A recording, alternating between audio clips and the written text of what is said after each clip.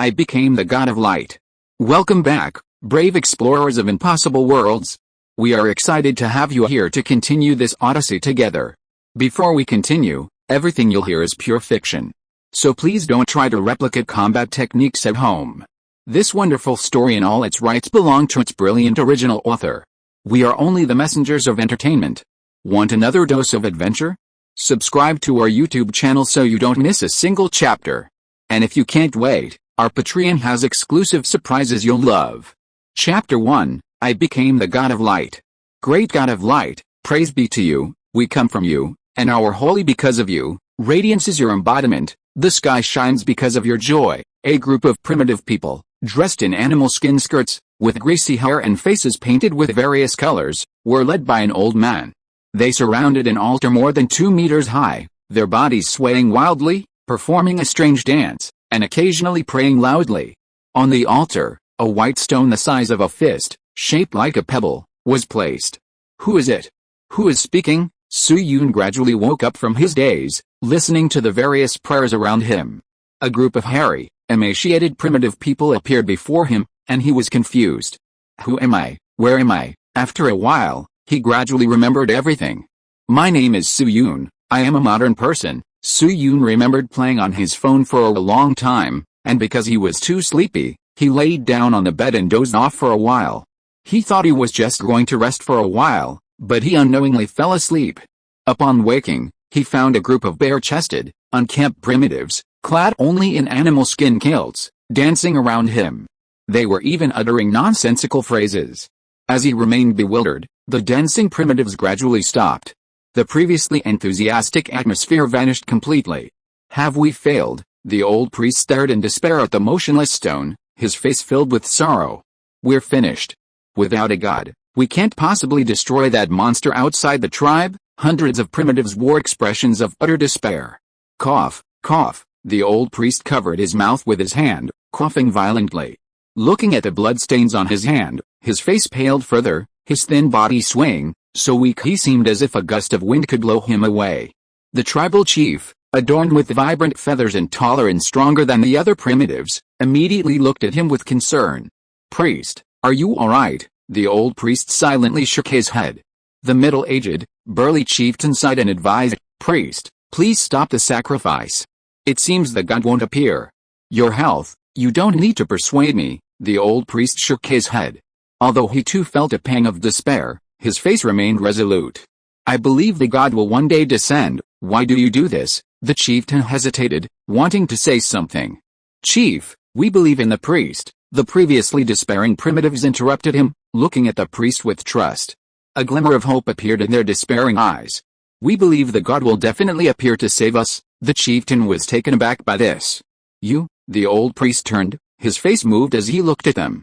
Just as they were arguing, no one noticed that, not long after Su-Yun truly awoke, the stones on the altar began to gradually emit a faint white light.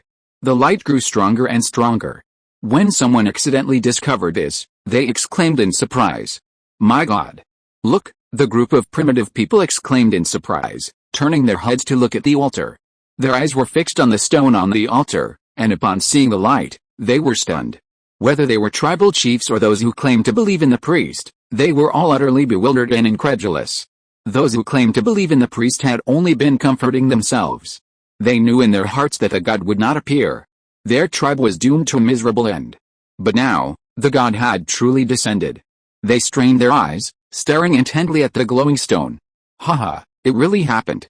I told you, the old priest laughed heartily, his face flushed, his body trembling with excitement, and 2 streams of cloudy tears involuntarily flowed from his eyes. Su-Yun was somewhat confused, looking at the group of primitive people cheering around him.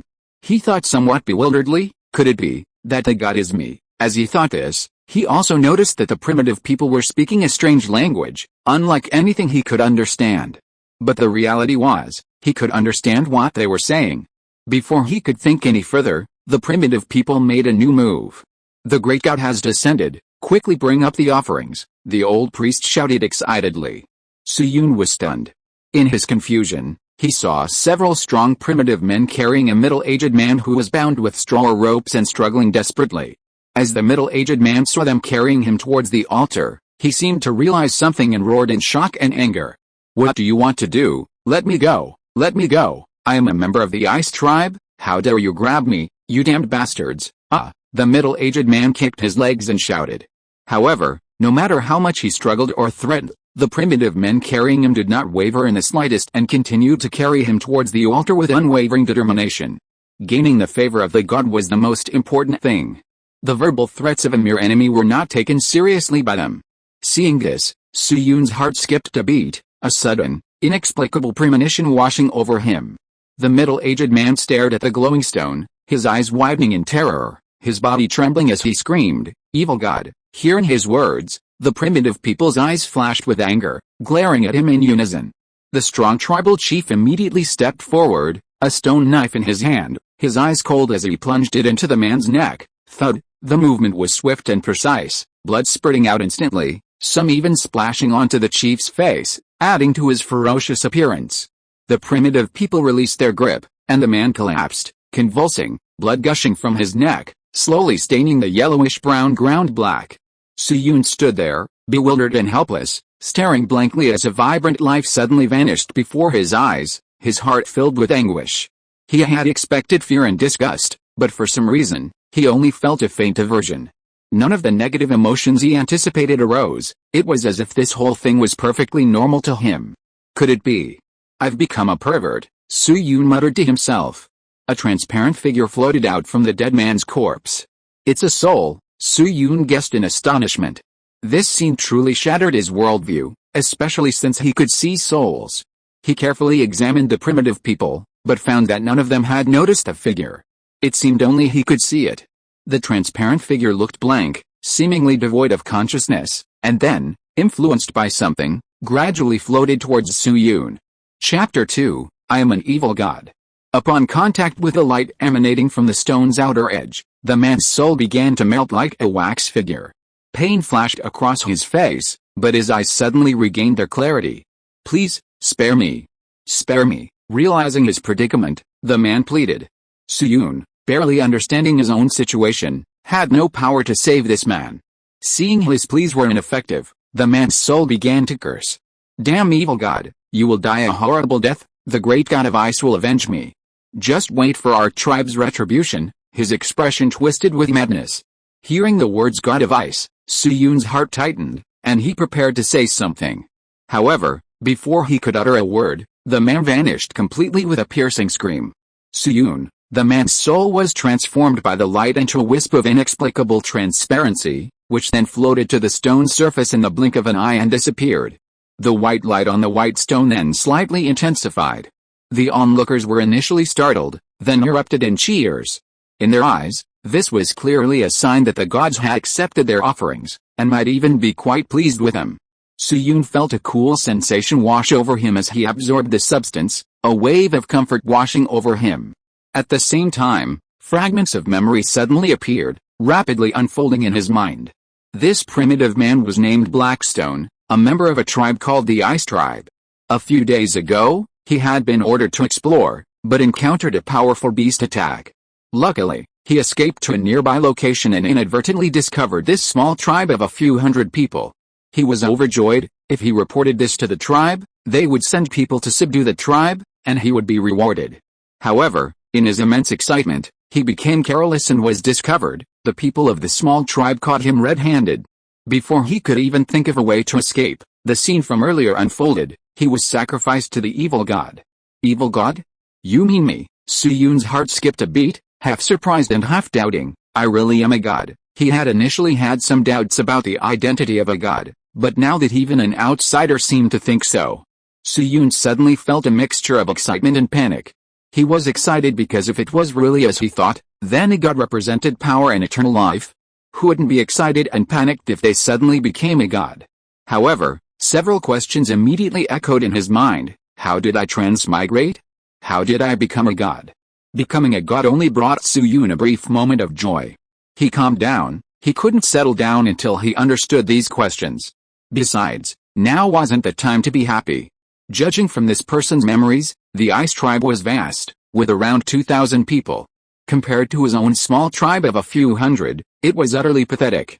Most importantly, He discovered from this person's memories that this tribe actually had a god. God of Ice, Suyun, felt a sense of unease. Whether considering the tribe's numbers or the time they had attained godhood, he didn't think this small tribe of a few hundred people had any chance of winning in a fight. However, even ants try to survive, let alone someone with such an opportunity. Suyun's mind raced. The most important thing now is to understand my own situation. If I really am a god, I should have divine power, right? He carefully sensed his body's condition. In a vast white space, a figure shrouded in light, its form obscured, suddenly opened its eyes, while Suyun was sensing his body, a dozen kilometers east of the tribe, in a large tribe. One of my true believers is dead, the middle-aged man frowned, looking up in a certain direction. A believer's thread of faith had snapped. It's a bit far, it must have been someone who went out to explore. The middle-aged man was puzzled, not understanding how the believer had gone to that location, let alone died there. He thought for a moment and decided to send someone to investigate. Bored and curious, he wanted to find out how the believer had died. Perhaps he would gain some unexpected insights. Using the thread of faith, he sent a message to the tribe's priest. Suyun surveyed the white, misty space. It was small, about 4 or 5 square meters, with white walls and floating white light in the air. Suyun looked down at his palm. The white light around him didn't obstruct his vision, he easily saw the shape of his hand.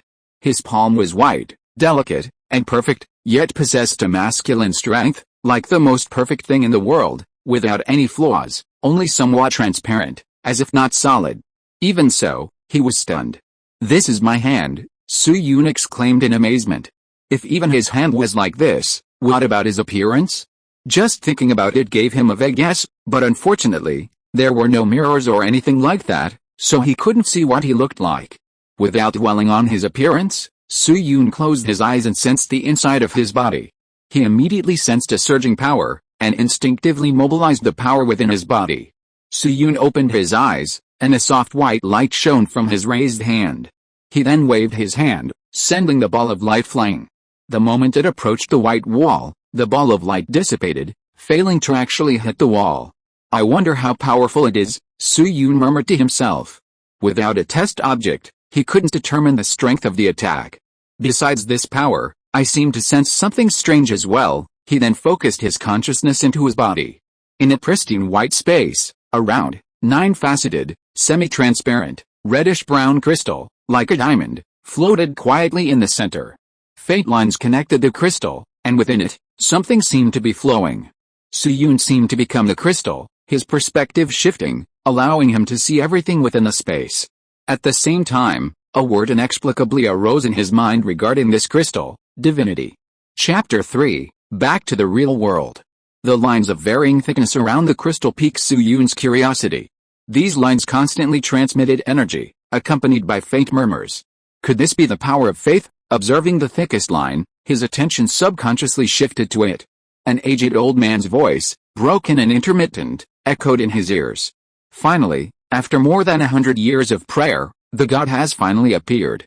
Our tribe has a God now, great God of light, please have mercy on us and help us through the impending disaster." This old man's heartfelt words. Listening to these voices, Suyun raised an eyebrow in surprise, pondering based on this information. Could my birth be due to the prayers of this tribe, the power of faith? He guessed that he might have unintentionally transmigrated into the stone and then been transformed into God by the accumulated power of faith. As for whether the process was indeed like this, he didn't know. After interrupting the old man's rambling, Suyun suddenly noticed an unusual object in the space. A black sphere the size of a fingernail was the most conspicuous object in this pristine white space, second only to the divine essence. What is this? Suyun's consciousness curiously touched it. But the moment his consciousness made contact, a sudden change occurred. The small black sphere transformed from its static state into a small black vortex, which then rapidly expanded. Everything around it was quickly pulled in and swallowed by the vortex. What? Suyun only had time to be shocked for a moment before everything went black. The black vortex rapidly expanded, quickly reaching his divine body. After absorbing his entire body, the black vortex began to shrink until it vanished completely. The entire divine stone space was empty and eerily quiet.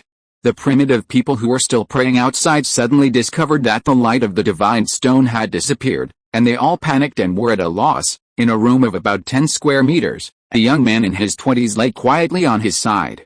Suyun's eyelids twitched slightly, and he opened his eyes. Looking around at the familiar surroundings, he was filled with astonishment, and a hint of loss. Was I dreaming all along? Clinging to a sliver of hope, he reached out and tried to activate his divine power. Suyun froze, staring blankly at the object in his hand.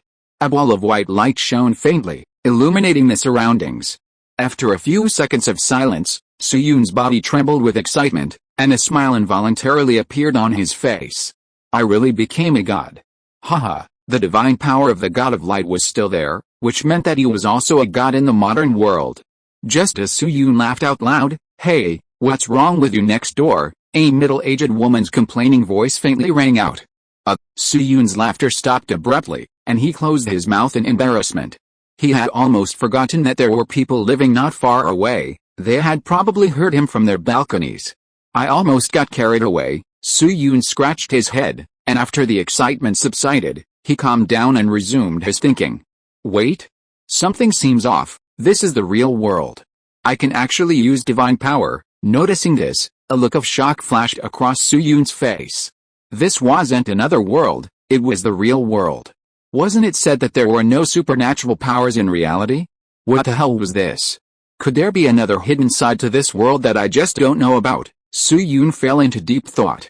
Having lived in this world for over 20 years, although he hadn't experienced any supernatural events, he couldn't be sure if they truly didn't exist, or if they were being hidden by the government.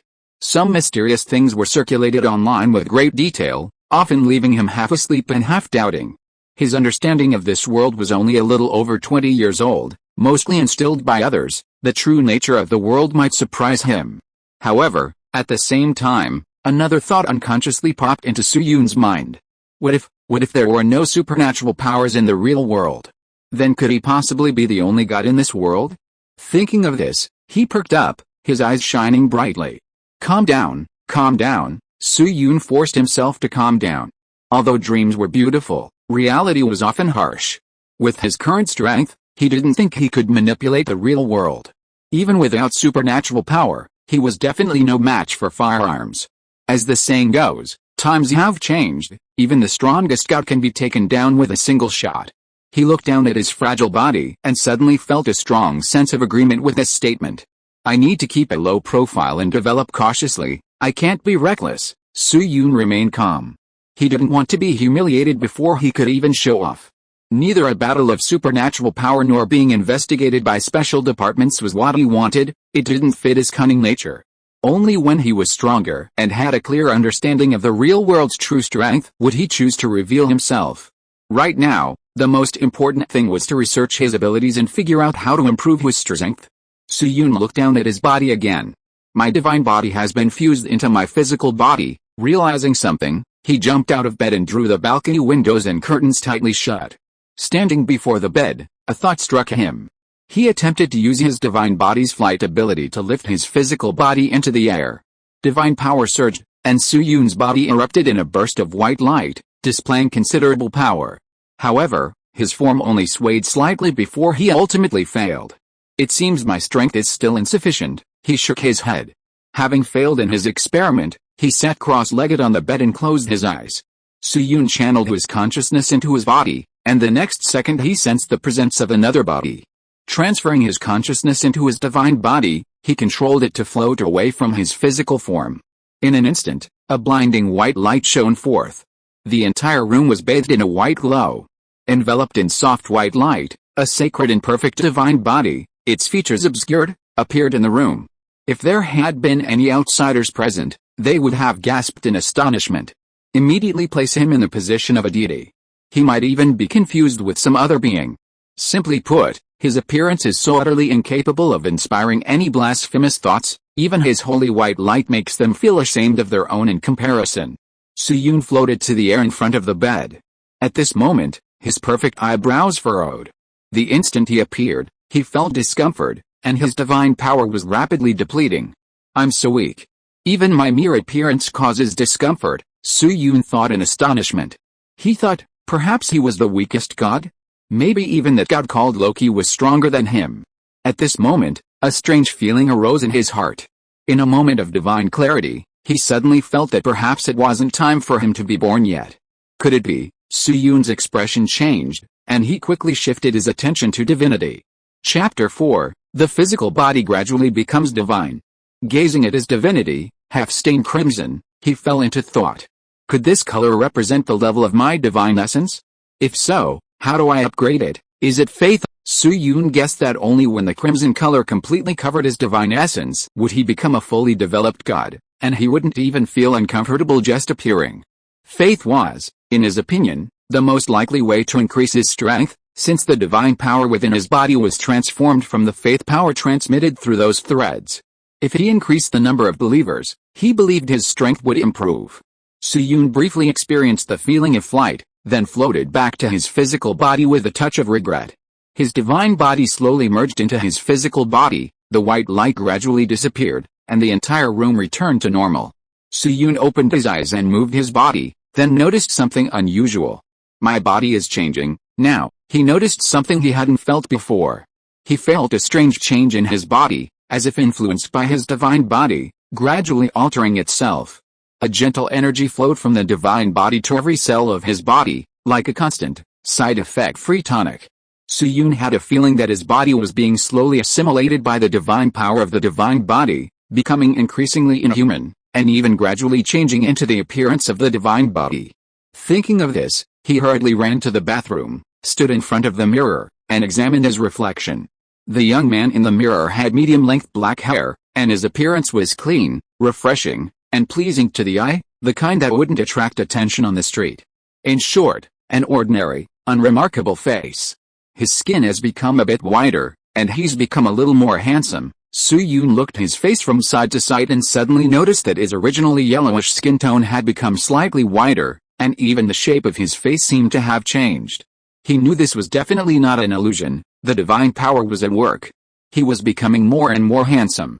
His face, skin tone, and every part of his body would slowly transform into the perfect appearance of the divine body.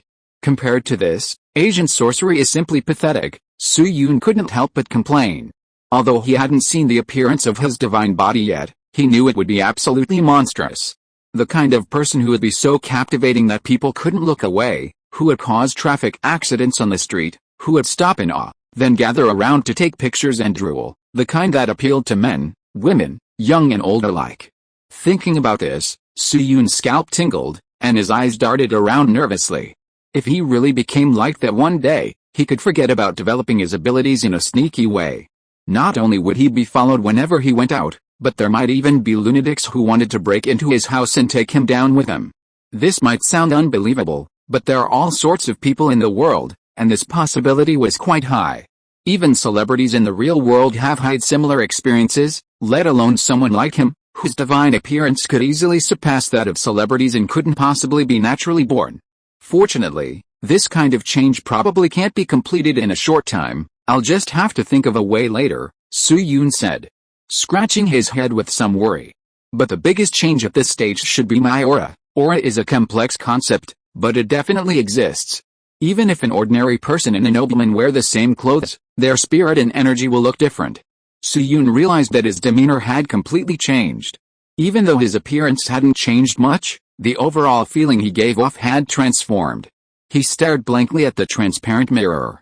Even when the person in the mirror was lost in thought, he exuded an aloof and superior air, along with a sense of holiness and mystery. He was somewhat similar to a priest, but far more noble. Perhaps the world's imagination of a holy son's aura was similar to his current state? No, that wasn't right. A holy son's aura should be gentle and approachable, but he now possessed a cold and aloof presence, giving the impression of not being human, but rather like a supreme god who could do as he pleased. Suyun shook his head, not wanting to dwell on it any longer. The most important thing now was to figure out what was happening to him, such as the little black ball. He noticed that the little black ball was still present in his divine space. Returning to his room and sitting down again, Suyun focused his consciousness into his divine space. Looking at the little black ball, he fell into deep thought. The secret to my time travel must be this little black ball. Where did it come from? Suyun pondered for a while but couldn't figure it out, so he had to put the question aside for the time being. Since this thing can bring me back, it should be able to bring me back too, right? Hesitantly looking at the little black ball, he gritted his teeth after thinking for a while. Let's try. Controlling his consciousness, Su-Yun carefully transferred to the little black ball. The moment they made contact, the black ball underwent a change. A small vortex appeared, and everything around it was rapidly pulled apart by the suddenly generated black vortex. However, compared to last time, this time Su-Yun felt a faint connection with the black ball, and he seemed to be able to control it. With a thought, he commanded, "Stop." The things that had been pulled apart were spat out, the space returned to normal, and the little black ball returned to the size of a thumb, floating quietly without moving. Seeing this, Su-Yun's lips curled up slightly, and he was in a great mood. Although this thing was very mysterious, at least he could control it now, which made him breathe a sigh of relief. I wonder how those primitive people are doing. It's a good time to go check on them. Thinking of those primitive people who worshipped him like a god, he suddenly found their wretched appearance somewhat endearing. Opening his eyes, Su-Yun picked up his phone and checked the time 23:12. Only a little over 3 hours had passed since he fell asleep, traveled through time, and returned. He didn't know if there was a difference in time between the two worlds, but he'd only know after his next journey back. Noting the time, he lay down and, with a thought, touched his consciousness to the small black sphere. The black vortex gradually expanded, and just as it was about to completely devour Su-Yun's divine body, a feeling suddenly arose in his heart. If he wanted, he could take his physical body with him. After a moment's thought, he temporarily abandoned the idea. There were too many unknown factors. He might do it later. But now was not suitable for his physical body to travel directly. The black vortex devoured his divine body and then rapidly shrank and vanished. The room fell silent again, with only the young man's steady breathing remaining. Chapter 5, It's time for me to make my appearance. The sun was setting in the west. Hundreds of primitive people knelt on the ground, a dark mass of them, each with a look of fear on their faces. They had been kneeling for a long time. "Priest, is the god dissatisfied with the offerings?" the tribal chief asked solemnly, a hint of worry hidden in his rugged face. The old priest hesitated, his face covered in sweat.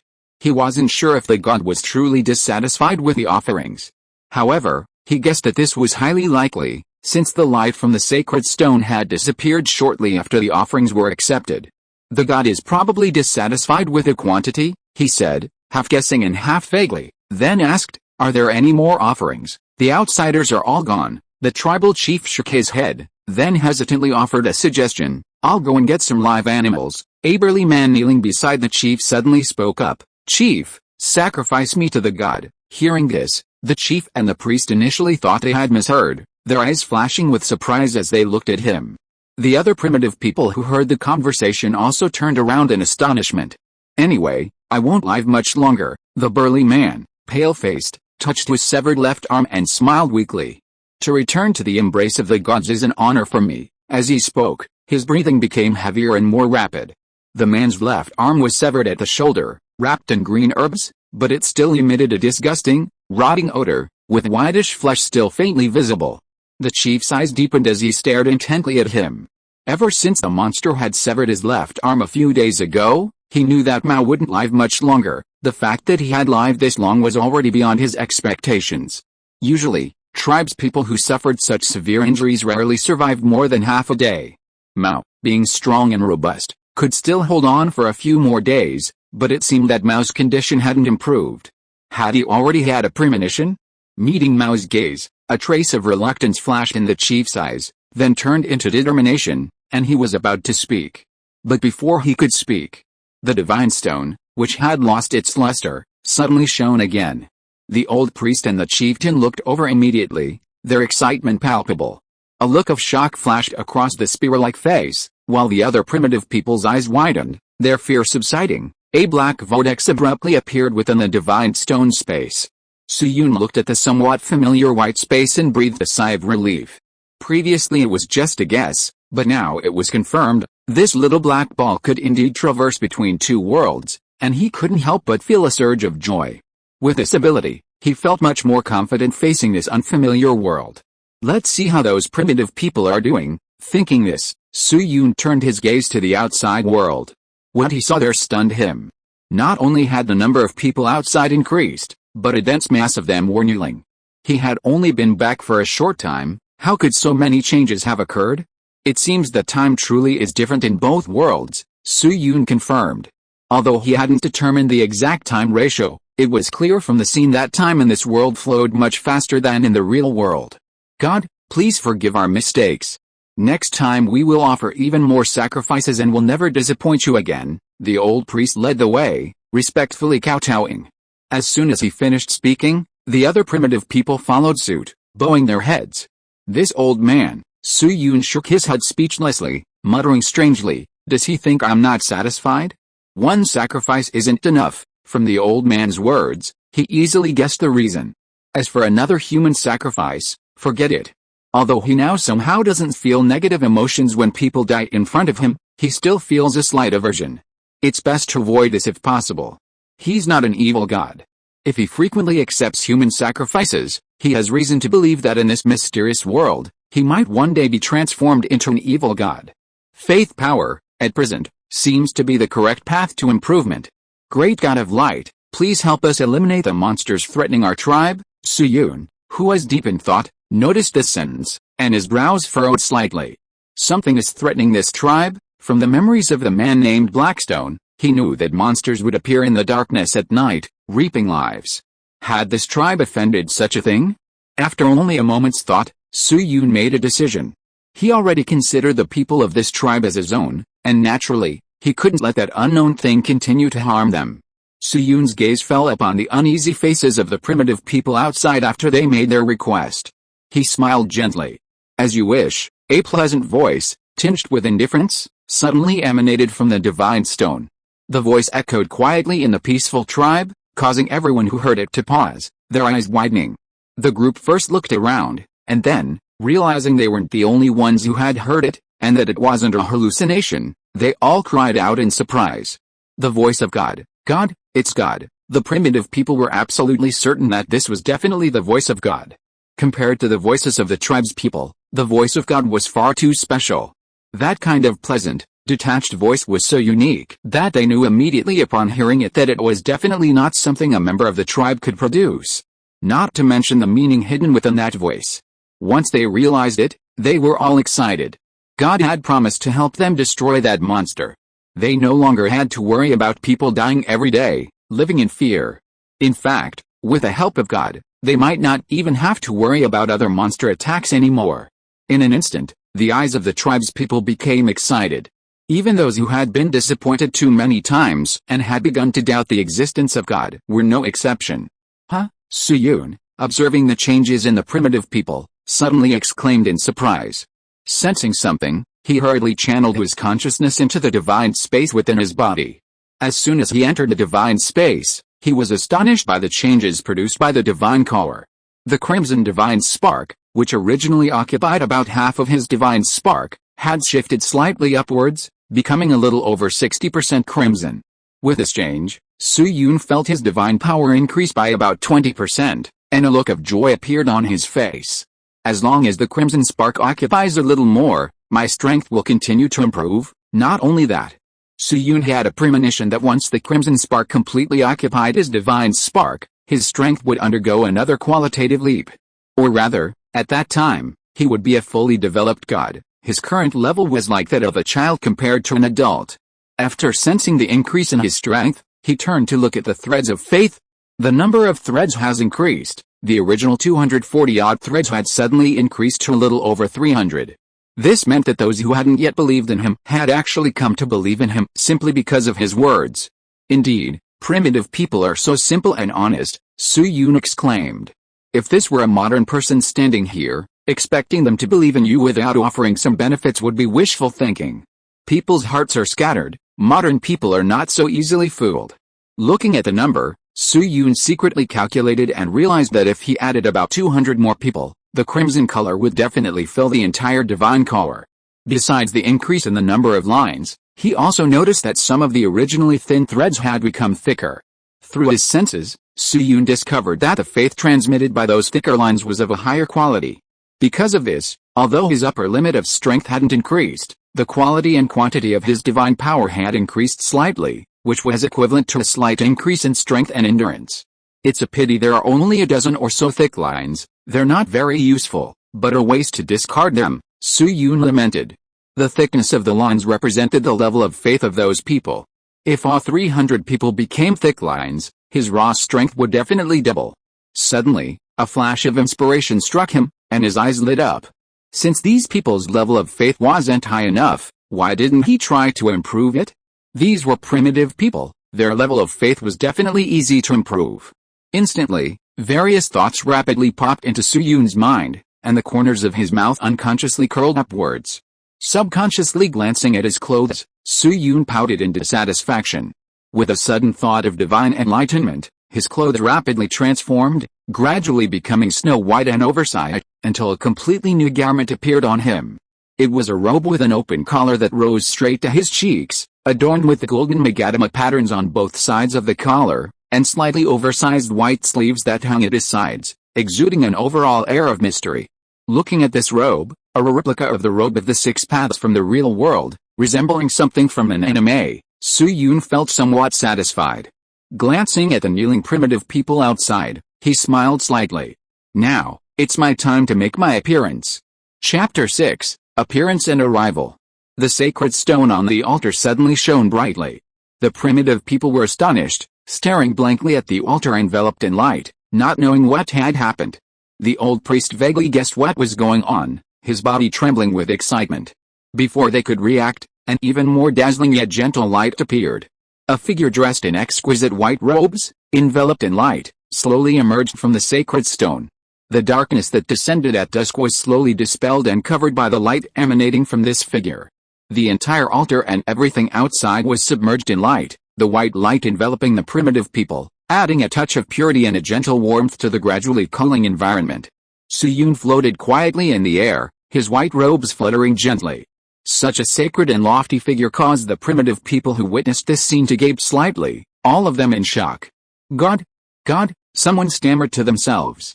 The primitive people felt that the image of a god dressed in animal skins in their imagination had been shattered in an instant. This is truly a god.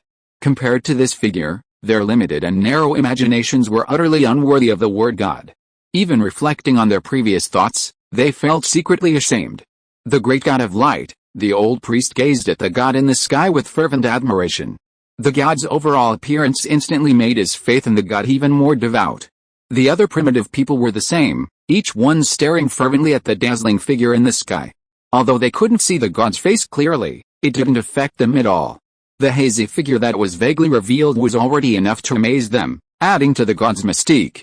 Su-Yun endured his discomfort and had only been floating in the air for a short time when he was surprised to find that the number of believers, originally over 300, had suddenly increased by 24. Even the number of those with thicker lines had increased by 53. It could be said that he could feel the threads of faith connecting every believer kneeling here, except for some very young children. The effect is so good, a large wave of faith power gathered on his body, and the divine power within him became richer. A hint of surprise flashed in Su-Yun's eyes. This old man, sensing something, he suddenly shifted his gaze to the old priest. The old man and his threads of faith suddenly became clear. If the others were blurry, this old man was in high definition. It could be said that the old man's threads of faith were unique among the entire tribe, immediately catching his attention. Su-Yun also sensed that these lines seemed to have another function. God, the old priest cried out, leading the way and bowing down. God, men, women, young and old, all raised their hands in fervent cheers, filling the open space with a fiery atmosphere. Su-Yun looked down at them, a flicker of emotion crossing his face. The primitive people's fervent actions and voices, and that heartfelt devotion, deeply surprised him. Being worshipped and supported by so many people was something he had never experienced in modern society. This trust and devotion, this intense emotion, infected him. It seems being a god to a group of primitive people isn't such a bad thing after all, Su-Yun thought to himself, a smile playing on his lips as he gazed at them intently. Then he said gently, "When that monster appears, I will help you eliminate it." His words echoed in the air. The tribe was his foundation in this other world, and his source of faith. Since that monster had come along, he might as well use it to test the power of his divine strength. He wasn't too worried about the monster's strength. After all, he was now a god. If he couldn't even kill a monster, he would be too useless. After saying this, he prepared to float back into his space, as staying there was draining his divine power. But just as he was about to leave, a rough, steady, and very manly voice suddenly rang out. "God, please save me." Su-yoon paused, looking down in surprise at a figure in the crowd. A tall, burly man with a strong upper body and a missing arm stood out in the crowd, his head pounded against the yellowish-brown ground. The man raised his mud-covered forehead, his eyes filled with despair yet also a glimmer of hope as he looked up at God. At this moment, his actions, compared to his stature, made him appear incredibly humble. It was as if, in a hopeless situation, he had suddenly discovered a glimmer of hope for survival and was desperately grasping at it, pleading for the mercy of God. That kind of gaze is only found in someone who is mired in despair yet still longs to live. Su-yoon's eyes narrowed slightly, easily discerning his situation. Chapter 7, Divine Medicine. The man's severed arm hadn't been properly treated, leading to inflammation and suppuration. Without proper care, death was almost certain. In primitive societies, such an injury was practically fatal. With blood loss and infection, a primitive man would simply await death. The fact that this man was still alive and able to move freely truly surprised Su-yoon. He couldn't help but marvel at the strength and resilience of primitive humans. A modern person would be in excruciating pain from such an injury. Looking up at the mysterious and lofty God, he was filled with hope. He had already prepared himself for death, but upon seeing the God appear in the light, another thought unconsciously surfaced in his mind. He was doomed, but what about the God? If there was divine grace, he could surely escape death. He was absolutely certain that the God could save him. It's no wonder he thought this way. Su-yoon's entrance was so impressive, even a modern person might be more alarmed, perhaps even placing him in an omnipotent position. "Brother, you're putting me in a difficult position." Su-yoon felt a headache coming on. He didn't have a good solution for this situation. He had only recently become a god and wasn't even very familiar with the power of light. Who knew if it would have any healing effect? If he used it and the person died instead of being cured, that would be a joke. But even so, this was the first request from his believer. If he couldn't even handle such a small matter, wouldn't he seem useless? That wouldn't do. Although he was actually a weak god, he had to pretend to be something superior. Su-yoon's mind raced as he thought of a solution. After thinking for a while and finding no other way, he couldn't help but sigh. If I had modern medicine, with this person's strong physique, I should be able to save him, right? After sighing to himself for a while, he suddenly paused. Wait, modern medicine? Su-yoon's eyes lit up. He remembered the function of the little black ball. He already knew from the last time that the little black ball could bring a physical body to this world. Since it could bring a physical body, other items shouldn't be too difficult, right? After this idea was introduced, all sorts of thoughts kept popping into his head. Su-yoon was lost in his reverie, unaware that his silence was causing everyone below to tremble with fear. As time passed, the chief and the old priest were trembling with fear, cold sweat beading on their foreheads. The other primitive people were also panicked, fearing that the gods would be angry with them.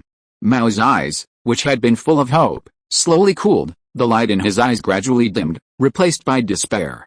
Even the gods can't do anything, he sighed inwardly, his head slumping weakly to the ground. Indeed, all of this was just my delusion.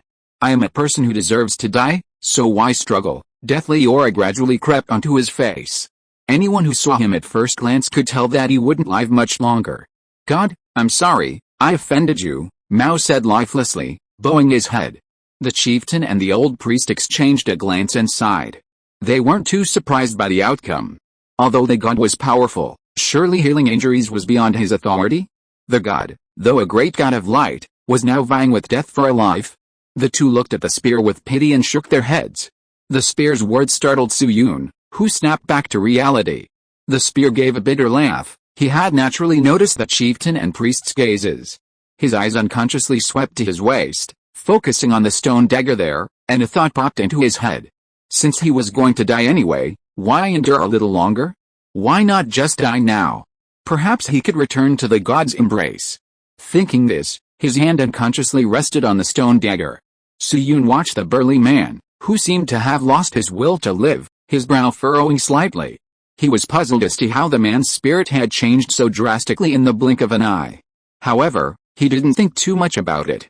Knowing there was medicine, he calmly said, "Okay," his indifferent voice stunned Spear, who hadn't even picked up his knife yet.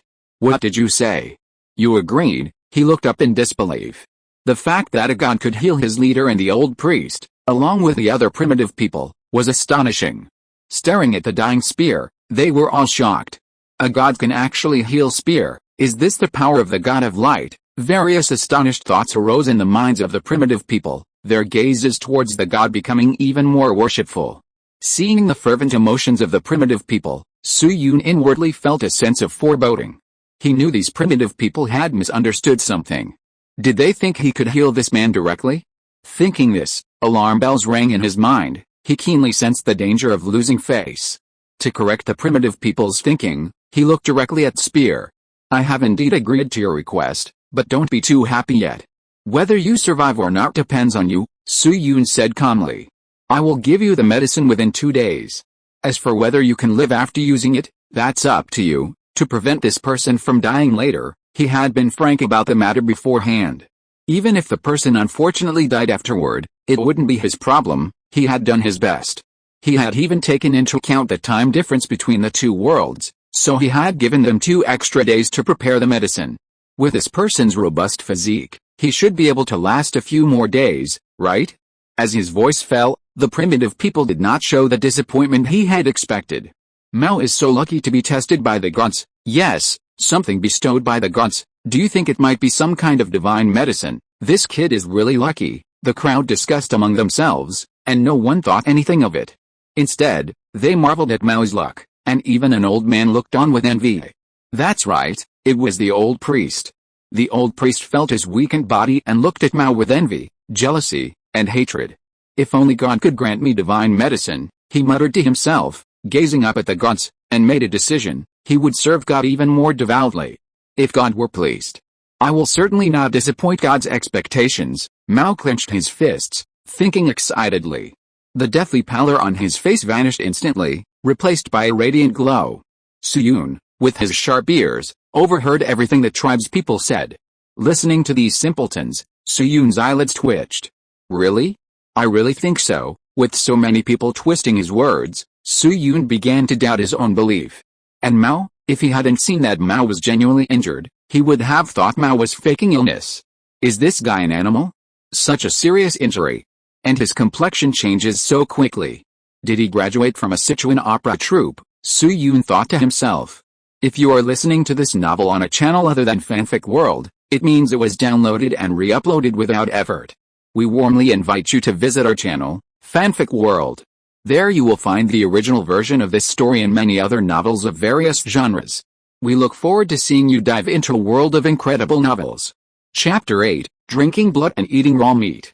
Su-Yun glanced up at the dim sky, then said nothing more, floating down from the sky back into the divine stone.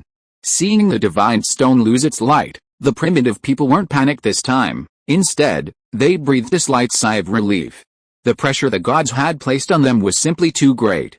After waiting a while, the primitive people stood up. The tribal chief walked to Mao's side and reached out to help him up. He patted Mao's shoulder and exclaimed, Mao, you're really lucky. Mao grinned sheepishly. Let's go back. You'd better be careful these next few days, lest you die before the divine gift is bestowed upon you. The chief helped him towards their dwelling. The other primitive people followed, their chatter filling the air. Back in the divine stone space, Su-Yun curiously observed the primitive people's actions. The old priest respectfully removed the divine stone from the altar. Under the dim sky, not long after, the group arrived at a large cave nearby. Staring at the large, dark cave entrance, about 4 meters wide, Su-Yun's lips twitched. They live here, so I want to live here too. He didn't know what to say. Luckily, he had this space, otherwise. Wilderness luxury villa, spacious area, surrounded by tall green plants, fresh air, allowing you to experience the charm of returning to nature, only 99. Back in the cave, the old priest breathed a sigh of relief, glancing at the completely dark sky, a slight tension unconsciously flashing through his heart. Only after stroking the divine stone in his arms did he relax. Those on night watch tonight stay at the cave entrance, everyone else go inside. The leader's face was stern as he shouted to the more than 300 people. Understood, leader, everyone responded in unison. 10 stronger men stepped forward, while the others gradually walked into the cave. So dark, yet they can still see. Su-Yun wondered. Staring at the faint light gleaming in the primitive man's eyes, he seemed thoughtful. The 10 people walked to a corner of the cave and found 10 stone spears tied with straw ropes. They then each found a spot near the entrance, moving with practiced ease. The old priest, carrying the sacred stone, slowly walked into the cave. The cave was not only wide but also surprisingly deep, widening as they went deeper. They stopped only when they reached a plaza-like area. In the center of the plaza stood another altar. The old priest went there and respectfully placed the sacred stone on it. The other primitive people returned to their respective areas. The large number of people caused some crowding. The disheveled, black-clad primitives huddled together. Su-Yun knew without even smelling it that the cave smelled terrible. He was somewhat relieved that he hadn't transmigrated into a physical body. The leader walked to the spear and placed a piece of meat of unknown origin and a small stone bowl in front of him. His rough, hoarse voice said, "Here, eat some. You need to eat more to survive." Mao thanked him and took the piece of meat and the small bowl. He habitually brought a blood-red piece of meat with brown fur to his lips. He bit down, squeezing out some blood and foam, staining his thick lips red. Swallowing the fur-covered meat, Mao picked up the roughly shaped stone bowl, its contents gleaming faintly red. He gulped down the contents in one go. Some red liquid dripped from his mouth to his chin. "You should rest well," the chieftain instructed, taking the stone bowl before leaving. Su-Yun stared blankly at the food of these primitive people, feeling somewhat nauseous. He unconsciously thought of a saying, "Without fire, they eat grass and trees, the flesh of birds and beasts, drink their blood, eat their fur, have no hemp or silk, and wear their feathers and skin. These people don't even have fire," Su-Yun murmured to himself, lost in thought. He truly hadn't expected these primitive people to be even more backward than he'd imagined. "Perhaps I can teach them how to make fire by friction, thus advancing their civilization," Su-Yun decided in his heart. He would teach them the method of fire-making tomorrow. His way of life was simply unbearable to him. Since he had decided to become the god of light for this tribe, these people were already his subjects. Helping them improve their lives and become stronger was in his best interest. Having thought this through, he closed his eyes and drifted into a light sleep. Not long after, Su-Yun was awakened by a strange sound. "What's that sound?" Su-Yun looked curiously in the direction of the sound, then his voice trailed off. Holy crap, a curse slipped out involuntarily. He felt his 24K divine eyes had been inexplicably corrupted. "Your god is still here, how dare you?" Su-Yun's lips twitched. He quickly closed his eyes and murmured, "Do not look at what is improper, do not listen to what is improper, Mali Mali Hong. Lin Bing Dao Zheg Zhen Zhen Jin Zing." Reciting various incantations, he finally managed to block out the demonic sounds. The night was deep. Clouds obscured the moonlight, and darkness enveloped the earth.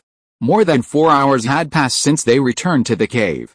10 wary cavemen, suppressing yawns, forced themselves to stay alert, their eyes fixed on the cave entrance. "Li, do you think that monster will come again tonight?" Ki, a muscular man with a honest and simple face in his late 20s, asked another person sitting beside him. "I don't know," Li shook his head blankly. A young man who had overheard their conversation chuckled. "I bet it won't dare to come." "Oh, why?" Ki asked curiously. "You're so stupid." Stone stuck out his tongue, teasing Ki, then explained, "Within the range of the divine stone, most monsters avoid us. There are occasional exceptions, but that was before. Now that the god has appeared, that monster will definitely be afraid of the god. How could it dare to come again?" Stone looked at Ki mockingly, his face full of pride. "If it doesn't come, that's fine. But if it does come, let's see how the god deals with it." "Oh," Ki's honest and simple face suddenly understood. The other 7 people, hearing their conversation, immediately crowded around with great interest, chattering excitedly. Clatter suddenly, a strange sound rang out.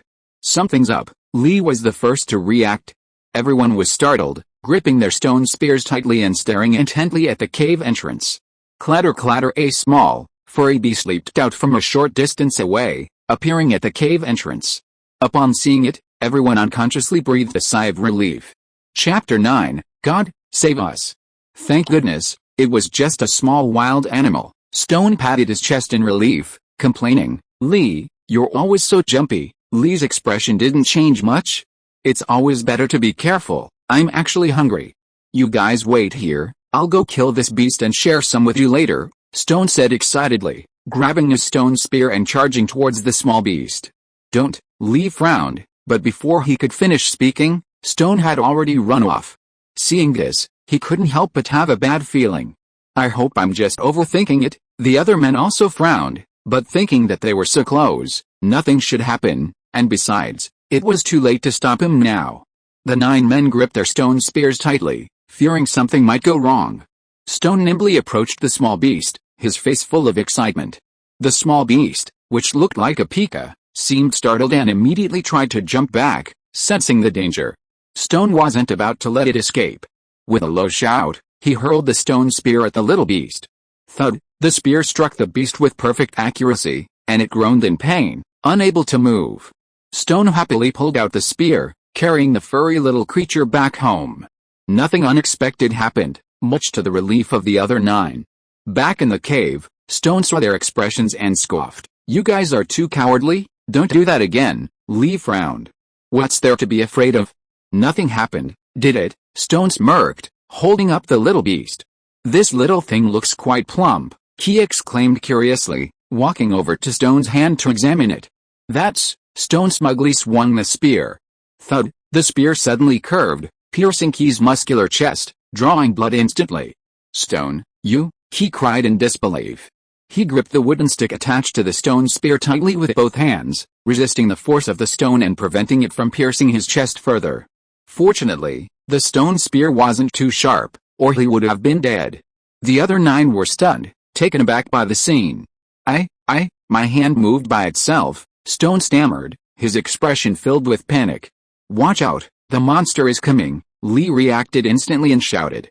The others also changed their expressions, turning to look at Stone's arm holding the stone spear. Hearing the warning, Stone and Key also looked in alarm at the arm that was wielding the stone spear. At first glance, there was nothing there, but upon closer inspection, Key noticed a white line that was almost invisible, connecting to the arm. Just seeing this thread made their expressions turn horrified. Run! Stone's voice was trembling with tears as he realized his body was moving uncontrollably again. Bang! He kicked Key hard in the chest. Key felt a sharp pain in his chest and was kicked away. A chilling little girl's voice echoed continuously in the cave, causing cold sweat to bead on the foreheads of those who heard it. Stone's face flushed with fear as he struggled desperately, but no matter how hard he tried, his body wouldn't budge. He tried to turn around, but found his head wouldn't obey him either. Noticing the others staring intently at his back, his heart began to pound. You little devil, don't hide, Key shouted, clutching his chest. Yeah, come out if you dare, are you scared? The crowd roared, instinctively venting their fear. The little girl's laughter turned cold. You guys are so annoying, I don't like you anymore. Clatter clatter, a series of sounds of objects colliding emerged from the darkness. It was a little girl of 3 or 4 years old with golden hair, wearing blood-stained clothes. Her limbs hung limply at her sides, her head drooping, as if she were being controlled and pulled by something. It raised its pale, stiff face, its pair of yellowish-white eyes staring intently at them, sending a chill down their spines. Come play with me, the little girl said, her mouth opening and closing, her head and limbs moving erratically. Countless white, transparent threads flickered behind it, disappearing upwards into the void. As soon as she finished speaking, the previously immobile stone suddenly found itself moving. However, before it could even rejoice, it found itself controlled again, charging towards its teammates with a stone spear. Quick, grab the stone, Lee shouted anxiously, then turned to Key, go in and ask the gods to descend. Key nodded frantically, clutching his wound as he tried to stand up and run into the cave. You want to run? I haven't had enough fun yet, the little girl giggled. Why are you running? Can't you play games with me? She tilted her head innocently. Key felt a chill run down his spine. Before he could even stand, 4 white threads descended from the void, instantly connecting to his limbs. He froze. A line behind the little girl moved, easily dodging the stone spears of the other primitive people. Another toy, she chuckled softly, as Key was controlled and lunged at his teammates. Lee noticed the panicked expressions on everyone's faces and hurriedly reminded them, don't panic, it can only control 4 people at most. The little girl's smiling mouth closed, her expressionless head turning to look directly at him, her 2 pairs of yellow eyes filled with malice. The next moment, 4 more threads emerged from the void, moving so fast that Lee couldn't dodge before they connected to him in the blink of an eye. HMPH, serves you right for being so talkative, the little girl giggled. At this moment, someone used a stone spear to cut a white thread, severing it, but before that person could rejoice, another thread connected. It's useless, don't struggle, just obediently be my toys, the little girl said mockingly. Ah! Screams rang out intermittently as the 10 primitive people were forcibly divided into 2 groups.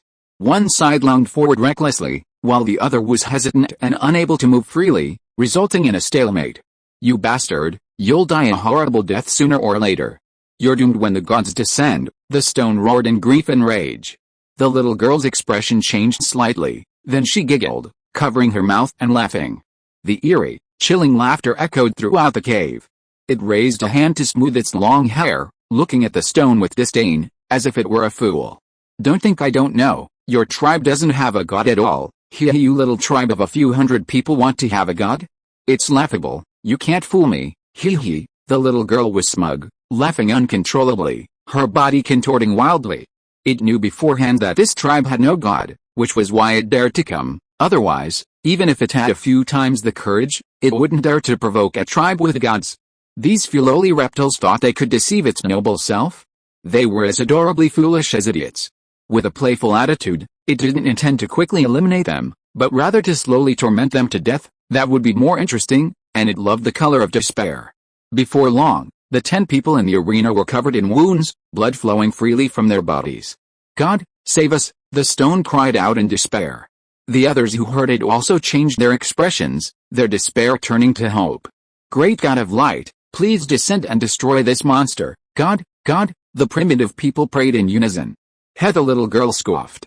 These foolish, inferior creatures, do they really think that praying will create a god and then have a god descend? In its eyes, these people were just struggling in their death throes, trying to make it panic and escape. It, so noble and intelligent, wouldn't fall for that. In the cave, Suyun opened his eyes. He heard the sounds coming from the cave entrance. The 10 people he had been paying special attention to were now also sending out prayers and pleas for help through the lines of faith. I'll see which bastard dares to provoke my people. Suyun's expression was indifferent, his voice chilling. These primitive people were incredibly precious, he only had a little over 300 of them, and the death of each one pained him deeply. This fueled his murderous intent towards that fool. He floated out of the divine stone. Amidst the radiant light, he swiftly flew towards the cave entrance. The sleeping primitive people were startled awake. The little girl controlled them as they killed each other. She noticed that no matter how many wounds these primitive people suffered, they were still praying, their expressions stubborn. Annoyed and enraged, she sneered and shrieked, "Don't say there's no God, even if your God truly came, he would still be nothing more than my plaything." The mocking voice echoed through the cave, causing every primitive person who heard it to glare at her with fury. It was very pleased with the expressions on these people's faces. It continued, "You heard me right.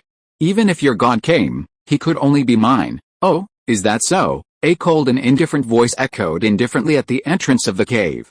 Chapter 10, God, it was this monster that insulted you.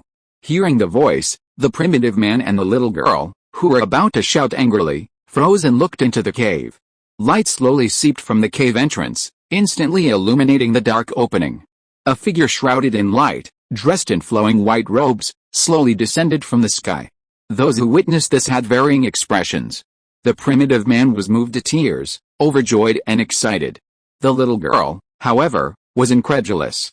God, this is impossible. How could this small tribe have a god? She was utterly incredulous, even wondering if she was seeing things. But the divine aura emanating from this figure made her absolutely certain that this figure was indeed a god. Furthermore, this god was unlike any she had secretly seen before. From the mysterious robes to the radiant figure, everything about it filled her with dread and trembling. No matter how she had dealt with those lower creatures, no god could compare to her. However, while she remained silent, someone else was determined not to let her go. God, this monster insulted you just now, it deserves to die, Stone shouted excitedly, as if he had found a powerful backer, desperately complaining. Is that so? Suyun listened, looking at the eerie monster, his eyes growing even colder. The little girl felt a chill run down her spine from his gaze. Misunderstanding, I'll leave right now. It forced a smile, its lines disappearing as it tried to escape. Suyun coldly flicked his sleeve, and a beam of white light shot out. The light, faster than the little girl, crashed into it with a deafening roar. Sizzle! The sound of oil being poured into a pan filled the air the moment it was enveloped. Ah! The little girl screamed in agony, black gas emanating from her body as it was purified by the white light. God, God! The primitive people cheered joyfully, their gazes towards the god becoming even more devout and worshipful. The little girl looked at the white light around her in pain and panic. This was a power that extremely countered her. She felt all the power within her being purified and expelled by this white light. If she didn't find a way out, she would surely die. However, amidst the pain, she was somewhat surprised to discover that although this power countered her, it didn't completely overwhelm her or leave her powerless to resist. So that's how it is. I knew this tribe couldn't possibly have given birth to a god. Sensing all this, she immediately became excited, her eyes filled with resentment as she looked at the luminous figure. If I kill him, would I be considered a godslayer? Thinking of this, her heart twisted with excitement. A god. This is a god. If I kill him, then... She immediately screamed, since you won't let me have a good time, then you won't have a good time either. The threads on her body trembled. Suyun frowned slightly upon hearing this thing's words, thinking that it was about to unleash a powerful attack. Suddenly, ripples appeared in the void ahead, and more than a dozen white threads shot straight through the air. The speed was extremely fast, ordinary people could only see after images. However, he easily saw the movement of those threads. Suyun glanced at them indifferently. Under the watchful eyes of the primitive people, he raised his perfectly white right hand. He mobilized his surging divine power.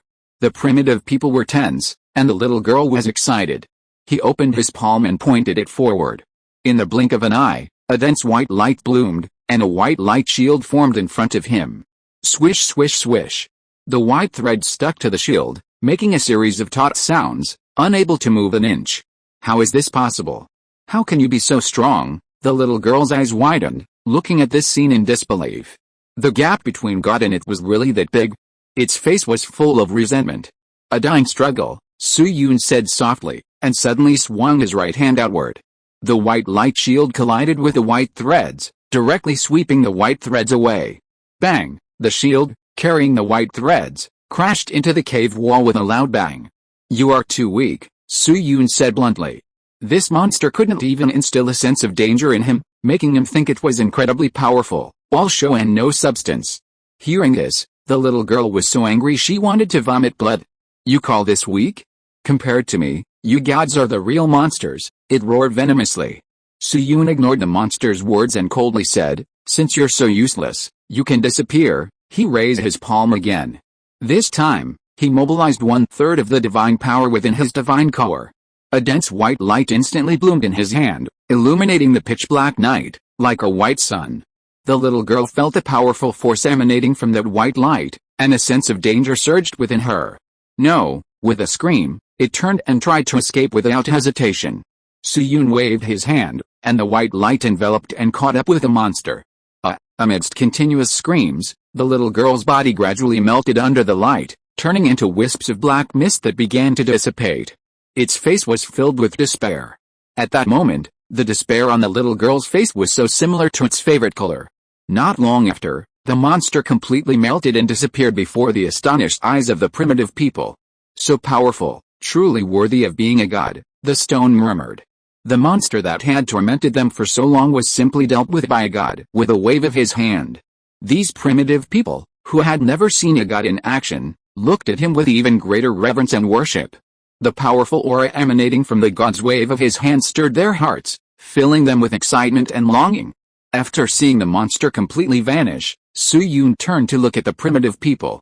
Noticing the god's gaze, the primitive people were thrilled and immediately knelt down. Are you alright? Suyun asked gently. The 10 primitive people hurriedly shook their heads. Suyun chuckled. He keenly sensed that a large number of primitive people were pouring into the cave behind them. With that, his radiant figure, his clothes fluttering, sped back into the cave. He flew overhead over the awakened primitives and quickly returned to the divine stone space. God just spoke to me, Stone stammered, his face flushed, jumping excitedly. No, God spoke to me. Qi Hanhao's face was full of indignation. Li watched them helplessly from the side, but if you looked closely, you could see a hint of excitement in his eyes as well. God spoke to me, it was me. The others joined in, equally unconvinced. The primitives argued heatedly. When the chief and the old priest, confused, gathered around with the other primitives, this was what they saw. "What are you doing?" the chief demanded sternly. "Please give some recommendation votes to bolster your support." Chapter 11, A Few Things About Returning to Modern Times. "Chief, the god just spoke to me," Stone excitedly boasted. "Pah, Stone, you're shameless," the others immediately retorted. They started bickering again. Enough. What happened? Only when the chief's forward veins bulged and he gave a low shout did they finally quiet down, still not satisfied. Under questioning from the chief and the old priest, they recounted the whole story. The group of primitives were astonished after hearing the account. That monster was actually destroyed, truly worthy of our tribe's great god. "The god is amazing," they exclaimed in unison. "Great god of light," the old priest murmured devoutly. Suyun returned to the divine stone space and immediately felt a surge of faith power flowing through him, instantly restoring half of his depleted divine power. Not only that, even 26 of the faith threads thickened. Especially the 10 people, each one of them became thicker. Adding to the ones he gained when he appeared before, he now had 95 thick lines, his divine power even more concentrated. Observing the thick lines of almost a third of the tribe, he couldn't help but smile slightly. His mood greatly improved. "Now that things here are settled, I can go back to the modern world to buy medicine," Suyun murmured to himself. Previously, fearing the passage of time would prevent timely rescue, he hadn't dared return to the modern world. Now that things were done, he could go back. After thinking this, he focused his consciousness on the small black sphere. The black vortex gradually expanded, quickly engulfing its divine body, inside the bedroom. Lying on the bed, Suyun suddenly opened his eyes. "I'm back," he sighed. Suyun suddenly noticed something, his brow furrowing slightly. A buzzing sound came from the air. He was very perceptive and easily heard the sound of mosquitoes flapping their wings in the air. In the sweltering summer, do you know who treats you best? Only mosquitoes are the best to you, never abandoning you. They'll even send you a little red envelope, a digital gift of money, every now and then, making you so touched you can't sleep. From childhood to adulthood, they've given you the most red envelopes, big and small. No matter the size, they always give you bulging red envelopes. You can't refuse them, they keep chasing after you, and you'll even applaud them in your happiness. Ugly, I refuse, Suyun muttered disdainfully. Mosquito, damn humans, let me have a bite, just one. The next second, a beam of light flashed from Suyun, and the 3 mosquitoes in the air didn't even have time to react before they were instantly reduced to ashes. Mosquito Brothers X3, dead. Suyun muttered to himself. Luckily, the Mosquito Protection Association didn't see this. Expert, mosquitoes are mothers too, they need to raise larvae, what's wrong with letting them have a bite? Mere mosquitoes, daring to suck my divine blood, are they trying to mutate? Suyun muttered. For the safety of humanity, he selflessly represented the moon and eliminated the 3 mosquitoes. After dealing with the mosquitoes, Suyun picked up his phone, turned on the screen, and checked the time. 23:37. Only 25 minutes have passed, Suyun pondered to himself. He silently calculated and discovered that the time ratio between the 2 worlds was approximately 12-1. Looks like I need to buy some medicine quickly, otherwise, when I get back, that guy named Mao might be dead, right? Thinking this, for the sake of his pride, he decided to leave now to buy medicine, otherwise, by dawn in the real world, that guy's body would probably be cold. Suyun quickly put his phone in his pocket, got up, put on his shoes, closed the gate, and headed straight out of the residential area. It was almost midnight, the roads were sparsely populated, the entire street feeling empty and desolate. Suyun opened his phone and searched for 24-hour pharmacies. Soon, as he entered the information, 24-hour pharmacies in the vicinity appeared. Following the map, he hurried towards the location. After crossing an intersection and waiting for the green light, he glanced at his phone and stepped onto the crosswalk. Suddenly, vroom, Suyun heard a loud roar, and a sudden sense of danger flashed through his mind. He instinctively looked up from his phone and quickly took a few steps back. The roar approached. Vroom, a white, luxurious sports car sped closer in the night. It sped past a spot where Suyun had just been standing. The speed was like lightning, disappearing from his side in the blink of an eye. Whoosh, the wind ruffled his clothes and hair. Suyun, Watching the white sports car disappear into the distance, he frowned. Screw your driving. Driving so fast at night, are you in a hurry to be reborn? He was used to seeing these sports cars on the road every night. However, this was the first time he had almost been hit, and his mood wasn't pleasant. He immediately cursed. If his body hadn't been enhanced and his divine body hadn't sensed danger, he might have actually been hit by that sports car. Although releasing his divine power at the crucial moment might have prevented serious injury for him, the car would likely have been in trouble, but that would have been difficult to explain later. This guy was impressive, almost hitting a god. If he knew, he'd probably rave about it. Soo-yoon sighed and could only helplessly let the bastard go. The guy in the sports car was driving way too fast. Unless he used his divine body, he absolutely couldn't catch up. Shaking his head, he continued walking towards the pharmacy, inside a white convertible sports car. A gust of wind rushed towards him. A young man in his early 20s, wearing glasses and an exquisitely handmade outfit, sat in the driver's seat. He gripped the steering wheel and exclaimed cheerfully, "Awesome! Night driving is so cool and exciting." In the passenger seat beside him, a scantily clad, beautiful young woman giggled. Young Master Zhang, you almost hit someone just now, didn't you?" Young Master Zhang paused for a moment, then chuckled dismissively, saying casually, "What's there to be afraid of? Even if I hit someone, it's just a matter of a million or so at most. What are you worried about? Even if that person really got hit and killed, it's their own fault for not watching where they were going. Who else can they blame but themselves?" Young Master Zhang said with a mocking laugh. "Oh, true," the young woman smiled gently, her smile captivating. "With your family's influence, young Master Zhang, you probably don't need to worry about anything, right? You have plenty of people to bail you out." Her delicate features were full of envy. "It's really enviable." Envious, huh?" Young Master Zhang smiled smugly and said, "Don't be envious. You're already mine. From now on, my people are yours." As he spoke, he freed one hand and playfully stroked the girl's smooth cheek. "Really?" The girl was pleasantly surprised.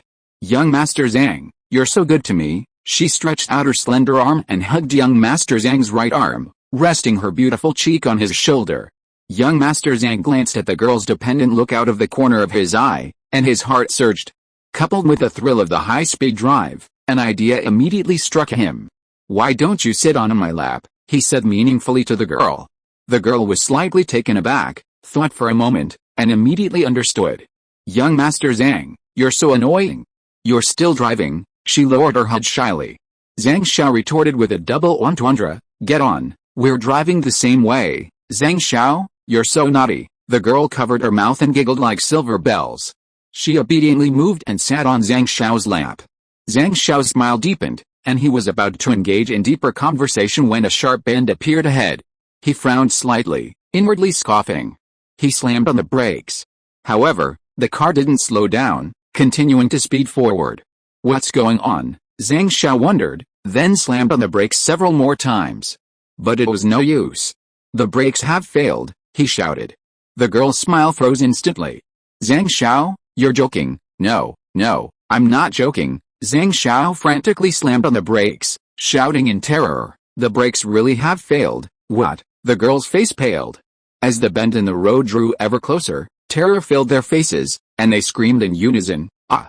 No, help!" In his panic, Zhang Xiao lost his footing and accidentally stepped on something else. Instantly, the sports car roared and accelerated, leaving a trail of afterimages. A whistling wind swept through the air. Unstoppable. Finally, amidst the screams of the man and woman, the sports car crashed into a stone wall. With a loud bang, the sports car flipped over, deformed, and burst into flames. The fate of the man and woman inside was unknown. This was how driving ended in a crash. Passers-by in the distance saw this and immediately cried out in alarm, frantically dialing 120. Soo-yoon strolled leisurely towards the pharmacy, completely unaware of what was happening behind him. But as he walked, a soft sound seemed to come from a distance behind him.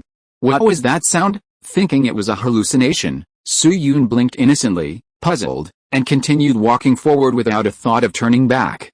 That's a real man, he never looks back at an explosion. Chapter 12, Tribal Crisis. Unbeknownst to Soo-yoon, his casual curse had a significant impact on the person. Although he was merely a weak deity, His status still held sway. Even a malicious curse directed at an ordinary person could trigger a run of bad luck.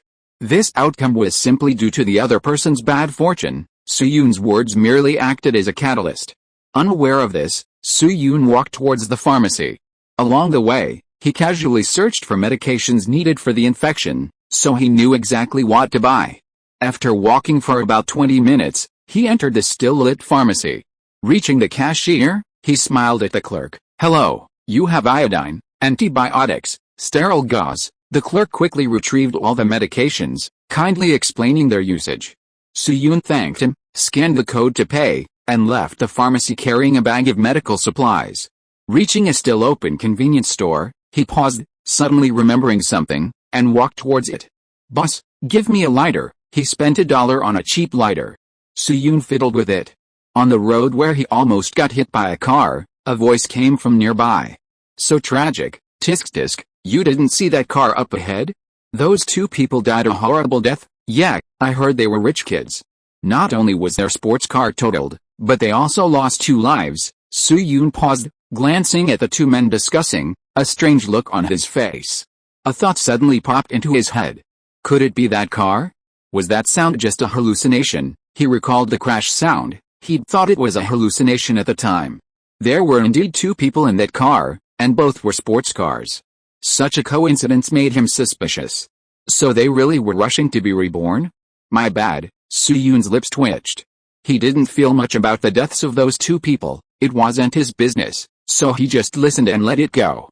And that guy drove his sports car so recklessly. Maybe he's doing it out of good karma by dying now. It would be terrible if he hit someone else later. He sighed sadly. May there be no car accidents in heaven, and continued walking home. The sun rose in the east. The surging, vibrant sunlight shone on the lush, green forest. Morning dew clung to the leaves, reflecting the sunlight and bringing a fresh, lively feel to the forest. Lie, are we still not there? This was a middle-aged primitive man wearing a tiger skin shirt and trousers, his bronze muscles bulging, exuding a powerful aura. Ahead was another tall, muscular, middle-aged man with a scarred face. Lai calmly glanced at him and said, "Almost there. The priest told me the location. It should be around here." "Oh, then hurry up and find it. These plants are so annoying." Black Pillar roughly ripped off a plant that had snagged on the tiger skin, his expression furious. Suddenly, Lai, walking ahead, stopped. "What's wrong?" Black Pillar asked, puzzled. "Found it," Lai said thoughtfully. "I found traces of a tribe's existence ahead. Blackstone's incident happened around here. The people in this tribe should know something, maybe even." He paused, exchanging a meaningful glance with Black Pillar. Black Pillar's eyes flashed coldly, filled with murderous intent, and he continued, "They might have killed him." Lai nodded in agreement. "Then let's go grab someone and ask." Black Pillar sneered. "If the people in this tribe really killed Blackstone, they definitely don't respect our Ice tribe. We'll make the murderer pay with his life, and the others will be taken back as slaves." He looked arrogant, completely disregarding the tribe ahead.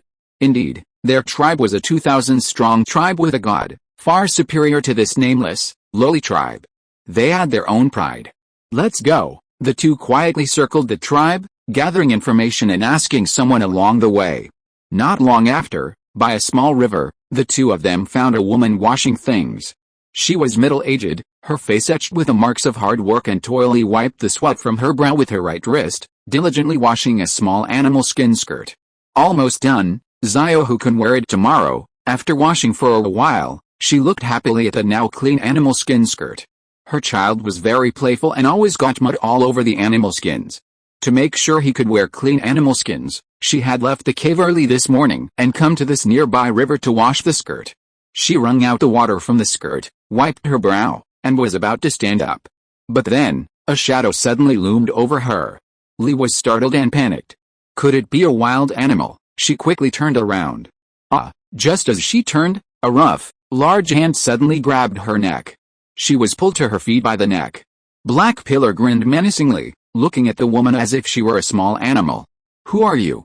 Let go of me," Lee cried out in terror, desperately pounding on the man's arms, trying to break free. Annoyed by the woman's struggles, Jesus clenched his fists in a fit of rage. Ugh! Lee's face flushed red, struggling to breathe, her eyes filled with fear as she stared at the bear-like man. Chapter 13. Who are you? Alright, Lai frowned, placing his right hand on her arm. Don't kill her, ask her questions. Hearing this, He's who reluctantly loosened his grip slightly. Cough cough cough, Li coughed violently. Let me ask you a question. Once the woman had recovered somewhat, Lai immediately asked coldly, do you know she? I don't know. Li shook her head instinctively in fear. You dare lie? He's who grinned menacingly. Li hurriedly shook her head. Lai frowned, realizing the woman genuinely didn't know, so he changed his approach. Have any outsiders come to your tribe recently? He then stared intently at the woman. Lai was taken aback at first, then her expression changed drastically as if she had thought of something. After seeing the two men, she had a certain suspicion. No, she shook her head frantically. She tried to appear calm, but the panic in her eyes betrayed her. Lai knew she was lying as soon as he saw her expression, and his heart sank. Something happened to Blackstone. Judging from the woman's appearance, outsiders must have come to her tribe, but now she was lying and looked panicked, clearly indicating that Blackstone's situation was not good. Without him saying a word, Black Pillar realized it too, and he immediately threw the woman to the ground. You're asking for death? You dare lie to us? He kicked Li hard in the stomach. Li clutched her stomach and rolled around. This time, Lai didn't stop her. Black Pillar's expression showed no pity, and he sneered, if you don't want to suffer, you'd better explain yourself properly, or you'll regret it. Li's forehead was covered in cold sweat, but she stubbornly kept quiet and shook her head. Black Pillar was enraged and kicked her a few more times. Li screamed. After a few kicks, fearing the woman would die, Lai pulled him back, giving the woman a cold look. Take this woman, let's go directly to their tribe and ask. There are so many people, surely someone will tell us. That's true. Black Pillar was stunned for a moment, then suddenly understood. He grinned menacingly, bent down, grabbed Li's neck again, and pulled her up. Let's go. I want to see where this wretched tribe gets the confidence to offend our ice tribe. Black Pillar dragged Li and strode towards the tribal settlement they had observed earlier. Lai followed. The two walked for a short while and soon arrived near the cave. As expected of her lowly tribe, Black Pillar surveyed the cave, his expression full of contempt and disdain. Who are you? Some tribesmen spotted the three of them. Li, what are you going to do to Li? The three primitive people immediately surrounded them and questioned them. This bear-like man had treated Li like that, and these two were clearly outsiders. They were up to no good. This thought popped into the three men's minds. Let go of Li. One of the young primitive men saw Li's flushed face and rushed forward angrily, wanting to knock this bastard down. Li frowned and kicked the charging man directly. The young primitive man screamed and was kicked away. He collapsed to the ground, groaning and writhing in pain. Summon your tribe's chief, or I'll kill this woman, Black Pillar said viciously. You? The other two looked on in shock and anger, but seeing that this man was not to be trifled with and was threatening, one of them reluctantly ran inside to fetch reinforcements. A moment later, the tribe's chief, accompanied by about 30 able-bodied young men, surrounded the three, forming a confrontation. Who are you? What do you want? The chief demanded angrily. What do we want? Black Pillar sneered. What we want is for you to ask yourselves. Did you kill one of our ice tribe members? He bluntly asked, hoping to bluff them. Unexpectedly, his words caused the tribesmen opposite him to freeze in shock, their faces showing understanding. Blackstone was indeed killed by you. Li's eyes were icy. A savage glint flashed across Black Pillar's face. Except for the chief, the other tribesmen all showed varying degrees of guilt. Knowing things wouldn't end well, the chief took a deep breath and said, release Li first, and I can tell you about that man. Li hesitated for a moment, then glanced at He's Who. He's Who understood and flung the woman away. She was just a woman, neither of them cared much. If they really needed hostages, they had plenty. Li screamed as she was thrown, rolling several times on the ground. The other tribespeople rushed to help her up. Seeing Li's miserable state, they all turned and glared at the two men. You can speak now, Li said, his eyes combat-laced with murderous intent. The chief was decisive, knowing there was no room for negotiation, and he stated directly, he dared to spy on our tribe and has been sacrificed to the gods. He didn't think he had done anything wrong. The man clearly had ill intentions, and being sacrificed to the gods was an honor for him. So even when questioned by the two, he showed no remorse. What did you say? Black Pillar roared furiously. You're courting death? He charged directly at the chief. Chief, watch out. Seeing this, The others naturally tried to stop him. A few reptiles, Black Pillar chuckled. Let you savages witness the power of a god. With that, a low shout rang out, and a white-blue gas suddenly rose from his body. He sneered disdainfully at the incoming stone spears. Black Pillar raised his fist, and instantly a layer of ice covered his body and fist. 3 stone spears were blocked by the ice. The 3 men stared in disbelief. But they had no time to think. Black Pillar's fist struck them. Bang bang bang, the 3 men screamed and flew backward. What? The chief and the other tribesmen were stunned, shocked. What is that? Exclamations rang out.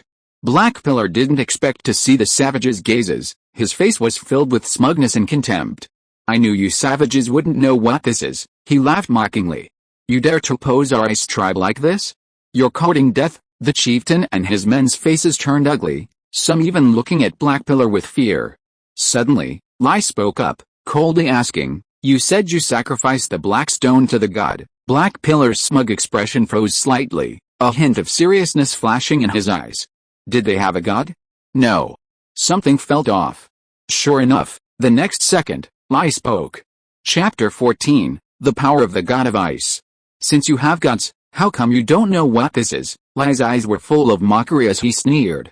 But that makes sense. How could a tribe of your size possibly have gods? You don't understand gods at all, nor do you understand their greatness, he said with a pious expression. Then he added coldly, what right do you have to tell us about gods when you don't even know these things? Seeing that these people still lived in caves, he knew that this tribe couldn't be very large. He had never seen such a small tribe with gods. The talk of gods must be something these savages had imagined to comfort themselves. He had seen many tribes like this, small tribes of a few hundred people, who fantasized about the appearance of gods every day, and even when their tribes were conquered, they still stubbornly insisted on their beliefs. And what was the result? All the survivors were taken away by their tribe and enslaved. Ha ha ha. I knew your lousy tribe couldn't possibly have a god. Black Pillar laughed arrogantly. A tribe like yours wants a god? I think you'll have to wait until your next life. Go ahead and call your god out. I'll beat him to death. Ho ha ha ha. You're killing me. Hearing this, the tribesmen were immediately enraged and shouted, shut up. How dare you disrespect the great god of light? You will surely be punished by the gods. Oh, you even have a god's name now. Jesus laughed even harder, looking at them as if they were madmen. Then call out your damned god of light. I'll stand right here and see if he comes. Ha ha ha, damn it, how dare they insult the great god of light? Let's fight them. The tribesmen were enraged and charged forward at their chief's shout. Jesus and Lai exchanged a cold glance, both their eyes flashing with bloodlust. Since you so desire a god, then let me show you the mighty power of our tribe's god of ice. White and blue flames emanated from the two, and layers of ice crystals covered them. In an instant, the tribesmen and the two clashed. Bang! The door slammed shut. Suyun, carrying a bag of medicine, finally returned home. He checked the time on his phone. An hour has passed, Suyun muttered to himself. The medicine was ready, and he had accomplished one of his goals. Next, besides teaching them how to use fire, it's about the application of my divine power. During the last battle with the puppet, he discovered that his use of divine power was somewhat rudimentary. Normally, it was fine, he could simply overwhelm it with divine power. But against other gods, his advantage would disappear. He needed to devise techniques for using divine power to gain the upper hand in battles against other gods. Suyun fell into deep thought. He already had some ideas for techniques, relying on modern knowledge and his own creative thinking. He should be able to create some moves after some experimentation. Just then, his heart skipped a beat, and a bad premonition arose within him. Suyun's expression changed. He sensed something terrible was about to happen. There shouldn't be any problems in the modern world. Could something have happened in the other world? He immediately thought of this. He hadn't revealed anything unusual in the modern world, so obviously nothing could have happened. Since it wasn't the modern world, it must be the other world. No, alright, I have to go back and check. Back in his room, he laid down on the bed. The next second, a dazzling figure emerged from his body. Suyun's divine body reached out and grabbed the medicine bag, quickly activating the small black sphere. The black vortex spread, engulfing him and the items in his hand. Divine stone space. Suyun emerged from the black vortex. As soon as he appeared, a dense power of faith immediately surged forth and was quickly converted into divine power. In an instant, The divine power within his divine core was replenished. However, what should have been a joyous occasion turned into anything but happiness for him. Who is it? Suyun's eyes blazed with anger. He sensed that 5 of the lines that had been there had vanished, and in just a short while, 2 more had disappeared. This was clearly not normal. Something unexpected had happened to the tribe. Instinctively, he focused his consciousness on the lines of faith. Instantly, one after another, desperate prayers echoed endlessly. After only a few, he sneered angrily. Looking for death, without thinking, he flew directly out of the divine stone. A brilliant white light shone. Upon appearing, he spotted the old priest praying. The old priest, seeing him, immediately burst into tears of joy. God, you have finally appeared, please. Before he could finish, Suyun, his clothes fluttering, flew directly towards the direction he sensed. The battle before the cave plunged the tribe into despair. As the fighting continued, they realized with despair that their stone spears couldn't even break the ice covering the 2 men. The battle had become one-sided. Screams rang out continuously. PFFT, a sharp object formed of ice crystals was pulled from one man's chest, instantly gushing blood. Useless. Lai looked coldly at the savage lying on the ground, barely breathing. Bang! Bang! Bang! He didn't even bother to dodge the stone spears piercing his body. These savages couldn't pierce his ice layer at all. God, save us! Li knelt on the ground, tears streaming down her face, her eyes filled with despair as she gazed sorrowfully at her people lying on the ground, bleeding profusely. Despair filled the faces of the primitive people present. Bang! Ha ha ha! Black Pillar kicked the chieftain to the ground, pressing his right foot into his chest, his sharp ice blade pointing directly at his neck. The chieftain's face was filled with despair. Black Pillar looked at the pile of people lying on the ground, and the remaining savages who dared not approach out of fear and despair, and immediately spread his arms, laughing arrogantly and triumphantly. Lai stood coldly beside him, disdainfully flicking the blood from the ice blade on his hand. Black Pillar laughed arrogantly, saying, "You trash, you think you can fight us? You're courting death, trash, keep going. Come on, why aren't you coming anymore?" After waiting a while and no one came up, he suddenly became arrogant again. "Could it be that you're still thinking your God will come to save you? Then where is your God? Why hasn't he come out to save you yet? Ha ha ha!" He looked contemptuous. "I'm standing right here. If you have the guts, bring out a God who's just as useless as you, huh?" The chieftain's face was stained with blood. Even at this last moment, he did not yield. He roared angrily, "The God of light will absolutely not let you go, then no God will save you. You can die." Black Pillar laughed. He raised the ice blade in his hand and stabbed it down at the chieftain. "No. Chieftain, no," the surviving primitive people cried out in despair, tears streaming down their faces. God, Li's tears rolled down her cheeks. Wu Shabri's blew by. Time seemed to freeze at this moment. "You deserve to die." Just as Black Pillar was about to stab down, a voice as cold as a volcano about to erupt rang out. If you are listening to this novel on a channel other than Fanfic World, it means it was downloaded and re-uploaded without effort. We warmly invite you to visit our channel, Fanfic World. There you will find the original version of this story and many other novels of various genres. We look forward to seeing you dive into a world of incredible novels. Chapter 15, The Sword of Light. Black Pillar was slightly taken aback.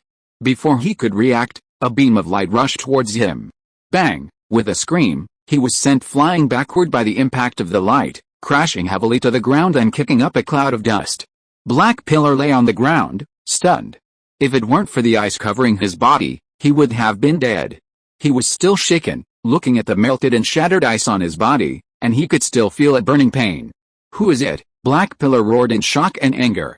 The primitive people watching were stunned for a moment, but when they noticed the light and the white light shining from not far away, they realized something and all became excited. God has come to save us, God!" A beam of light shone on the area, even the morning sun couldn't hide it. The primitive people subconsciously felt a sense of relief. God had come, they were safe. Such thoughts echoed in the minds of the primitive people, making them cry tears of joy. A god. How could this be? Black Pillar exclaimed in disbelief, snapping out of his daze. Lai wasn't much better off. He too froze upon seeing the figure, his heart filled with shock. This wretched tribe actually has a god. They stared intently at the figure in the air. Having seen the god of ice before, they recognized this figure at first glance. It was a god. However, Upon closer inspection, they were momentarily stunned by the figure's appearance. Besides being surprised by its divine identity, they were more bewildered by its appearance. A hazy figure radiating white light, with mysterious white robes fluttering in the wind, exuded a sacred and ethereal aura. Anyone who saw it would be captivated, unconsciously drawn to it. Recalling the appearance of the god of ice and comparing it to this figure, their reverence wavered. You, who are you? Black Pillar stammered. Did you guess? Su-Yun said, watching the man's incredulous expression, a cold smile playing on his lips. That's right, impossible, Lai exclaimed in astonishment. Heizu was stunned, equally disbelieving. How could such a small tribe possibly, especially one whose mere appearance had captivated them, making them even more skeptical? Compared to this god, they themselves seemed more like savages. How could such a backward tribe give birth to such a deity? God, you've come. The chief, his eyes red, scrambled to his feet, looking at him excitedly. Su-Yun nodded to the chief, then glanced at the lifeless primitive man lying on the ground, his anger intensifying. Since you're here, don't leave. Heizu and the others emerged from the deity's form, realizing it was indeed their tribe's god, not someone from another tribe, and they instinctively breathed a sigh of relief. Hearing the god's words, clearly not intending to let them go, Heizu sneered. Is that so? Then I'll see what this wild god is capable of. Black Pillar recalled the intensity of the attack he had just received and felt a little relieved. Sure enough, this small tribe couldn't possibly have given birth to a god. Even if they did, it would be a weak one. He had actually compared this insignificant god to the god of ice. It was laughable. At this moment, Lai suddenly stopped Black Pillar, saying, let's forget about today's matter. Killing both of us won't be so easy. Let's each take a step back. He didn't want to clash with this seemingly special god now. He planned to go back and gather more people to take down this wild god in one fell swoop. You killed so many of my men, and you think you can just leave? Su-Yun seemed to have heard a joke. She flicked her sleeve, and instantly a bright light erupted, a beam of light shooting rapidly towards Lai. Watch out! Black Pillar's expression changed. Lai moved to dodge, but was too slow and was directly hit by the light, his entire body flying backward. As the light faded, the broken, melted ice was revealed, and a burning, stinging sensation emanated from it. Su-Yun frowned upon seeing this. The power is too scattered, he understood the reason with just one glance. Without a special method of application, the scattered divine power was not easy to break through their defenses. Although this was just a casual strike, it also indicated that the two's defenses were quite good. Wild god, die! Black Pillar roared, white and blue flames erupting from his body, and chunks of ice condensed in his hand. Soon, an ice blade appeared in his hand. He jumped up. Overestimating yourself, Su-Yun watched his movements coldly. Since the power is scattered, then I will concentrate it. The next moment, he raised his right hand, and a beam of light bloomed in his hand, quickly forming a sword shape from bottom to top. Relying on his control of divine power, he compressed it. As the divine power condensed, the white light gradually began to change color, faintly taking on a golden hue. Soon, a white longsword with a hint of gold appeared in his hand. Is this all you can go? Su-Yun felt a pang of disappointment. He sensed that this was the maximum he could compress, anything higher would require much more time and practice. But this is enough. He looked down indifferently at the burly man who had leaped at him like a flea. The moment the man approached, he raised his sword and swung it down. Streaks of light flashed. Lai stared at the light sword, a sense of foreboding creeping into his heart. Watch out, he shouted. Heizu sensed the danger, but he couldn't retreat. He could only grit his teeth and continue attacking. To alleviate his fear, he roared, die, wild god. The two blades clashed. Crack! Instantly, the ice blade snapped. Su-Yun continued to swing his sword indifferently, slashing at the burly man. Easily cleaving through the ice. PFFT, a cut ripped through his chest, exposing his internal organs, blood spurting out instantly. Heizu looked bewildered, his body plummeting towards the ground. Blood splattered through the air. How is this possible? Chapter 16, Revenge. How could you be so strong? We should be at the same level, so why? Is this some kind of divine special power? His gaze was fixed on the figure floating in the air, looking at him as if he were an ant, his heart filled with resentment and bitterness. Black Pillar, Lai's expression changed, and he was about to rush forward to catch him. Su-Yun turned to look at him and released a glowing lightsaber in his hand. The lightsaber whistled and stabbed straight towards the man's thigh. Lai groaned in pain, not having reacted in time, and the lightsaber pierced through his thigh. He staggered and knelt directly on the ground. The primitive people watched the two men's miserable state with excitement and glee, cheering. Suyun watched indifferently as one knelt and the other lay on the ground, unable to get up. "You dare to run wild in my tribe with this level of power?" His tone was as cold as ice. "Who gave you the courage? What do you want?" Black Pillar roared angrily, threatening, "If you kill me, the God of Ice will never let you go. You'd better release us now, or you're dead." Black Pillar's face was filled with anger and resentment.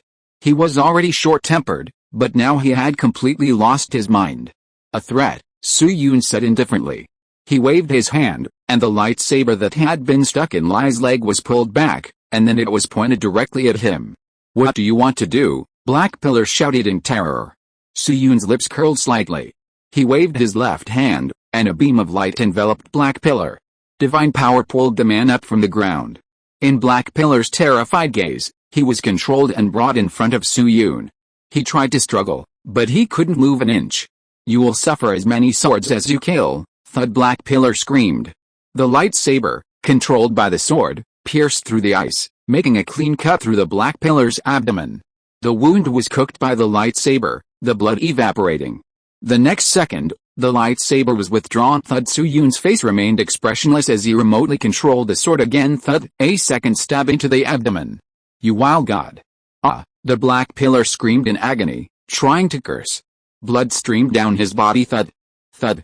Thud. Suyun's expression was indifferent as he continued to stab the Black Pillar with the lightsaber. The people below were stunned, staring at Suyun in terror, as if they had seen the most terrifying thing. The primitive people were also stunned, but not with fear. At this moment, their eyes were red, their hearts filled with excitement, a feeling of exhilarating revenge. "God!" They involuntarily knelt on the ground, their eyes filled with tears as they gazed at the sacred figure in the sky. Then, someone took the lead, and everyone began to pray devoutly. Streams of faith converged, surging towards the faith in their hearts. The thin threads of faith that had initially appeared had grown thicker. It could be said that almost every primitive man standing here had elevated their faith to a level of profound intensity. How many people were there? From the initial few dozen, more and more had gathered, until there were over 100, nearly half the tribe's population. Thud. Suyun, having just finished his final sword strike, stared indifferently at the dying, bloodied figure. Suddenly, a dense surge of faith power converged, startling him. The divine power within his divine core was instantly replenished. Especially the thick threads, they increased to 163. An increase of nearly 70 threads at once. This meant that, without an increase in his divine level, his strength had increased significantly due to the concentration of divine power.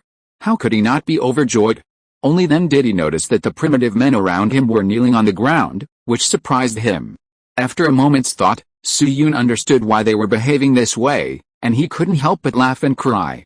He hadn't expected that simply acting on impulse would not only elicit no fear from them, but also create so many thick threads. Should he call these primitive men simple-minded, or adorably foolish? "The God of Ice will not let you go." Black Pillar's expression was filled with resentment, blood gushing from his mouth. "Is that so? I'll wait." Suyun glanced at him and released the restraints of divine power. Black Pillar's miserable figure crashed heavily to the ground.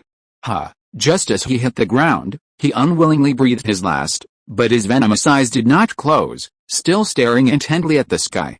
"Next, it's your turn." Suyun coldly turned to look at another person. Fear filled Lai's eyes as he stared at Black Pillar's body riddled with bloody holes and his unseeing eyes, a chill running down his spine. "God of Light, you can't kill me. I'm just an ordinary warrior in the tribe. There are warriors stronger than me above me. If you kill me, the great God of Ice will immediately send people to annihilate you," he threatened, trying to appear calm, but his voice trembled slightly. "I've already killed one. Do you think I'd care about killing one more?" Suyun retorted calmly. Lai gave a bitter laugh, his face filled with despair. But just as he was preparing for a desperate struggle, a single sentence robbed him of his will to fight. Suyun spoke with feigned pity. "Oh, but you're right, then I'll let you stay." "Really?" Lai's face was filled with disbelief. He was prepared to die. That last sentence was merely a last-ditch effort. Could this god really be so kind as to spare him? The surrounding primitive people were also taken aback, but their trust in the God of Light prevented them from questioning him. They believed the God must have his reasons. "You're going to let me go?" Lai asked tentatively. "You're wrong." A cold, murderous glint appeared in Su Yun's eyes. "I'll leave you here simply so that when I seek revenge in the future, I'll have someone to guide me. Thanks to when will you be in my heart for the 3,000 Kidian coins reward? I almost forgot again." Chapter 17, Divine Warriors. Besides this reason, he also thought that keeping this person might temporarily confuse the God of Frost, giving him more time to develop and prepare. "What, you?" Lai stared at the god in astonishment. Had he gone mad? This small tribe of a few hundred people, and this god, although he had defeated the two of them, was only about the same strength as a level 1 divine warrior in the tribe. Was he dreaming? There were more than one level 1 divine warrior in the tribe. In the end, even without the god of Frost's intervention, this wild god might be dealt with by those warriors. Thinking of this, he sneered inwardly, looking at Su Yun with a hint of pity, thinking that he was delusional. Lai felt more confident, and even his words unconsciously carried a hint of arrogance. "There are more than one level 1 divine warrior in the tribe stronger than me. Under the leadership of the great god of Frost, you have absolutely no chance of winning. God of Light, I advise you, why not submit to my god? Why run away from this inevitable fate?" he suggested with a smile. Su Yun, looking at the man's expression, almost burst out laughing. This man still hadn't grasped reality. "So noisy," Su Yun said coldly. The next second, the lightsaber hummed softly and flew swiftly towards him. Lai was startled, but it was too late to dodge, and he could only watch helplessly as the lightsaber struck. "Ah!" A scream rang out as the lightsaber pierced his other thigh. Su Yun showed no mercy, controlling the lightsaber to strike both of the man's hands as well. "Ah!" Soon, blood flowed freely from the man's limbs, but because the wounds were scalded, the bleeding was greatly reduced, preventing him from dying from excessive blood loss. Even so, the man was in excruciating pain from the 3 rapid strikes, and he couldn't bear it any longer and fainted. Seeing that the man had lost consciousness, Su Yun was not worried at all, but rather relieved. He had deliberately crippled the man's limbs to prevent him from trying to escape afterward. Now, even if the man had such thoughts, he absolutely couldn't escape. He could only lie there like a corpse. "Take this man away and keep him under control." Su Yun turned to the side and ordered the kneeling chief. "Yes, great god of light, I will definitely have him kept under control." The chief nodded respectfully. Su Yun nodded, glanced at the primitive people around him, and then moved swiftly, his white robes fluttering as he flew towards the divine stone. On the way, he fell into deep thought. This was, in fact, his first time killing someone. Unlike the last time, this time he had done it himself, yet he found himself feeling no negative emotions, as if he had crushed an ant. Was this the difference between gods and mortals? He wondered, puzzled. Without dwelling on it, he shifted his attention to the information in the man's words. A level 1 divine warrior, he pondered. He wasn't too surprised by the term level 1, it was the term he had translated into his mind, and its appearance wasn't unusual.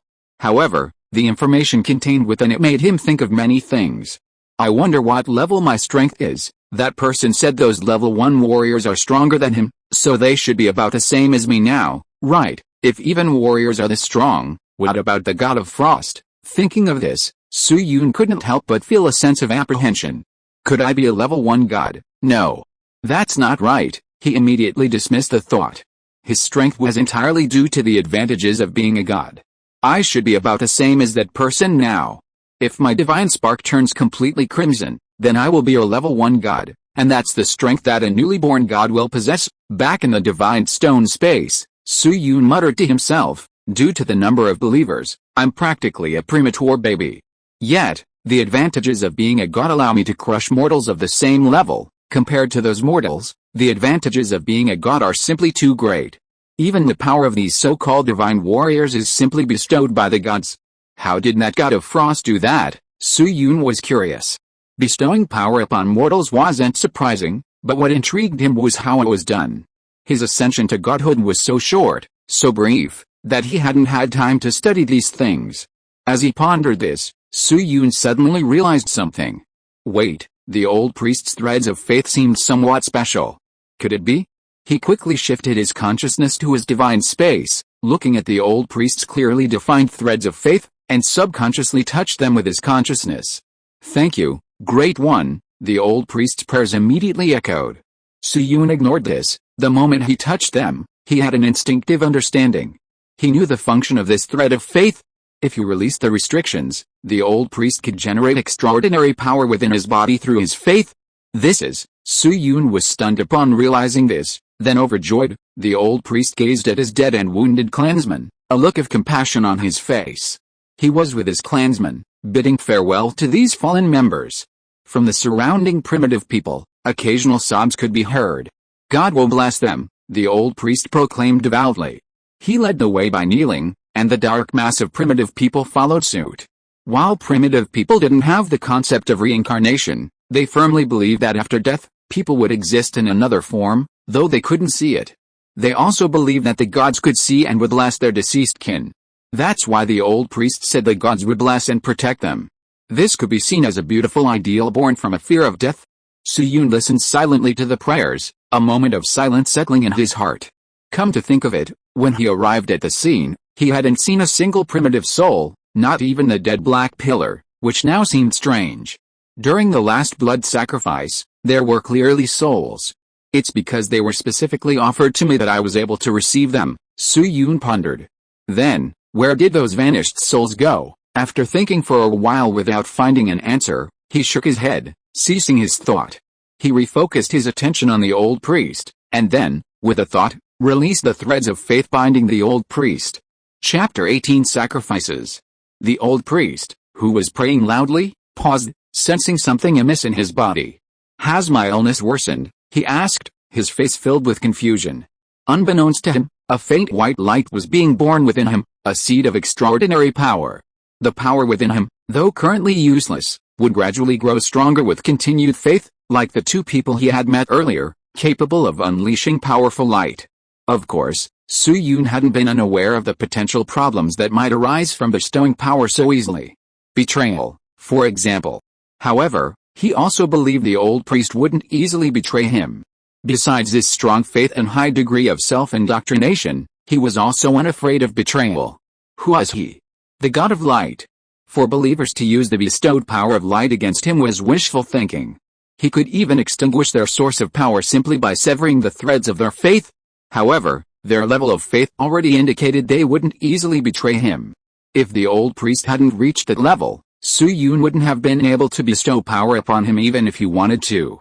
Like those rough lines, he hadn't even discovered this function. He didn't know if it was because his divine level wasn't high enough, or if this level of faith couldn't generate the power of light. But it's still not enough. If we want to fight that ice tribe, we must produce more divine warriors. In the future, they would definitely fight that ice god. As long as he didn't want to submit, there was no possibility of reconciliation between the two gods. When he faced that ice god, the tribesmen would be slaughtered by the ice god's divine warriors.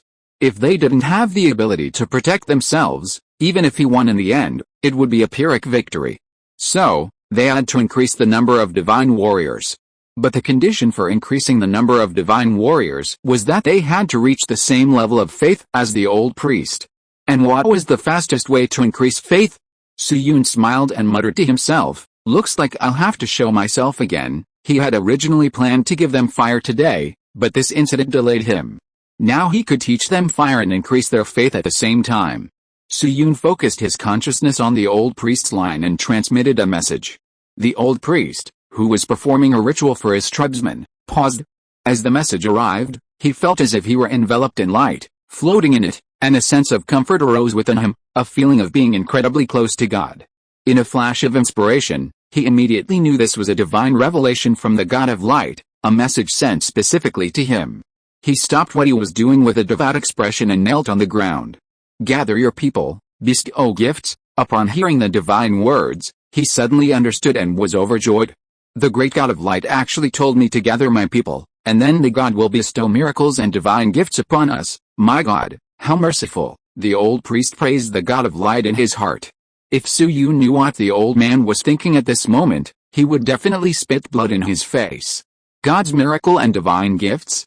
I only said gifts. How much have you imagined? Inside the cave. Mother, I'm hungry. A short, thin boy of about 5 or 6, with messy, dull hair and an unhealthy complexion. Said shyly to a middle-aged woman. "Wait a minute." Lee smiled, her face pale, patted his head, and, enduring the aches in her body, went to a corner behind her to look for something. Soon, she returned with a piece of wild animal meat and a small green wild fruit. She gave them to the boy. "Little tiger, eat up." Little tiger happily took them, but stopped just as he put them in his mouth. "Mother, have you eaten?" he asked hesitantly. "Yes, you should eat quickly." Lee, suppressing her own hunger, smiled and patted his head again. Without thinking, little tiger wolfed down the hairy piece of meat that smelled slightly spoiled, and the sour wild fruit. Lee watched him eat with a smile. She lied. Because of what happened today, the hunting party hadn't set off, and she hadn't gone out to gather wild fruit, so she hadn't received any food. This was the little food left. In the tribe, food was prioritized for the chief and priests, and the men who went hunting received the most. They needed to be well fed to have the strength to hunt and protect the tribe. Women and children often went hungry, and with insufficient food, every child was thin and emaciated, almost like African refugees. Suyun observed all this from the side, sighing even more deeply for the tribe's plight. Just then, a young-looking primitive man ran in, shouting loudly to the people in the cave, "The priest wants us to assemble, a sacrifice will be held soon." The primitive people in the cave were surprised, hurriedly standing up and running towards the cave entrance. Lee was also startled, bending down to take Xiaohu's little hand, and quickly ran towards the cave entrance as well. Soon, the cave was almost empty. Not long after, the old priest led several primitive people in. He walked to the sacred stone, offered a few respectful prayers, and then took it down. The group then walked towards the altar outside the cave. A large crowd of primitive people surrounded the altar, where the sacred stone was placed. The old priest led the prayer, and the primitive people followed suit. "Praise be to you, great God of light, you are the perfect embodiment of light, you dispelled the darkness and brought us light, may you bless us, so that disaster and disease may stay away from us." Upon hearing the first sentence, Suyun felt a chill run down his spine, his lips twitching. "Isn't that about the sun?" This old man, whatever else you might not know, his flattery was truly masterful, making Suyun's scalp tingle. After the prayer, the old priest, slightly out of breath, gritted his teeth and dragged his weak body to lead the sacrificial dance. Roar, roar, roar, a large group of primitive people shouted and yelled around the altar of the sacred stone, their movements perfectly synchronized as they performed a rhythmic sacrificial dance. But the way they looked, Suyun watched, and suddenly felt a burning sensation in his eyes. He felt his divine eyes had been contaminated again. Especially those perfectly synchronized left-right hip swaying movements. Under the sunlight, their greasy, sweaty, strong bodies swayed their large buttocks. Suyun suddenly laughed out loud, his smile gradually twisting. A song simply represented their movements. "Come to the left, draw a dragon with me, draw a rainbow on your right. Left, right, shake your head. Your two palms are like two skyrocketing monkeys. Left hand, right hand, swim forward, cover your forehead. Shake your droopy little animal skirt, big waves, twisting and swaying, so realistic. If you twist any more, you'll break the illusion." Finally, when the group of primitive people stopped, Suyun breathed a sigh of relief. Thankfully, his 24K divine eyes hadn't been ruined by gouging out his own eyes. Looking at the large group of primitive people, he pondered for a moment. After deducting the dead, the tribe had 339 people remaining. Of these, 135 were men and 204 were women, a stark gender imbalance.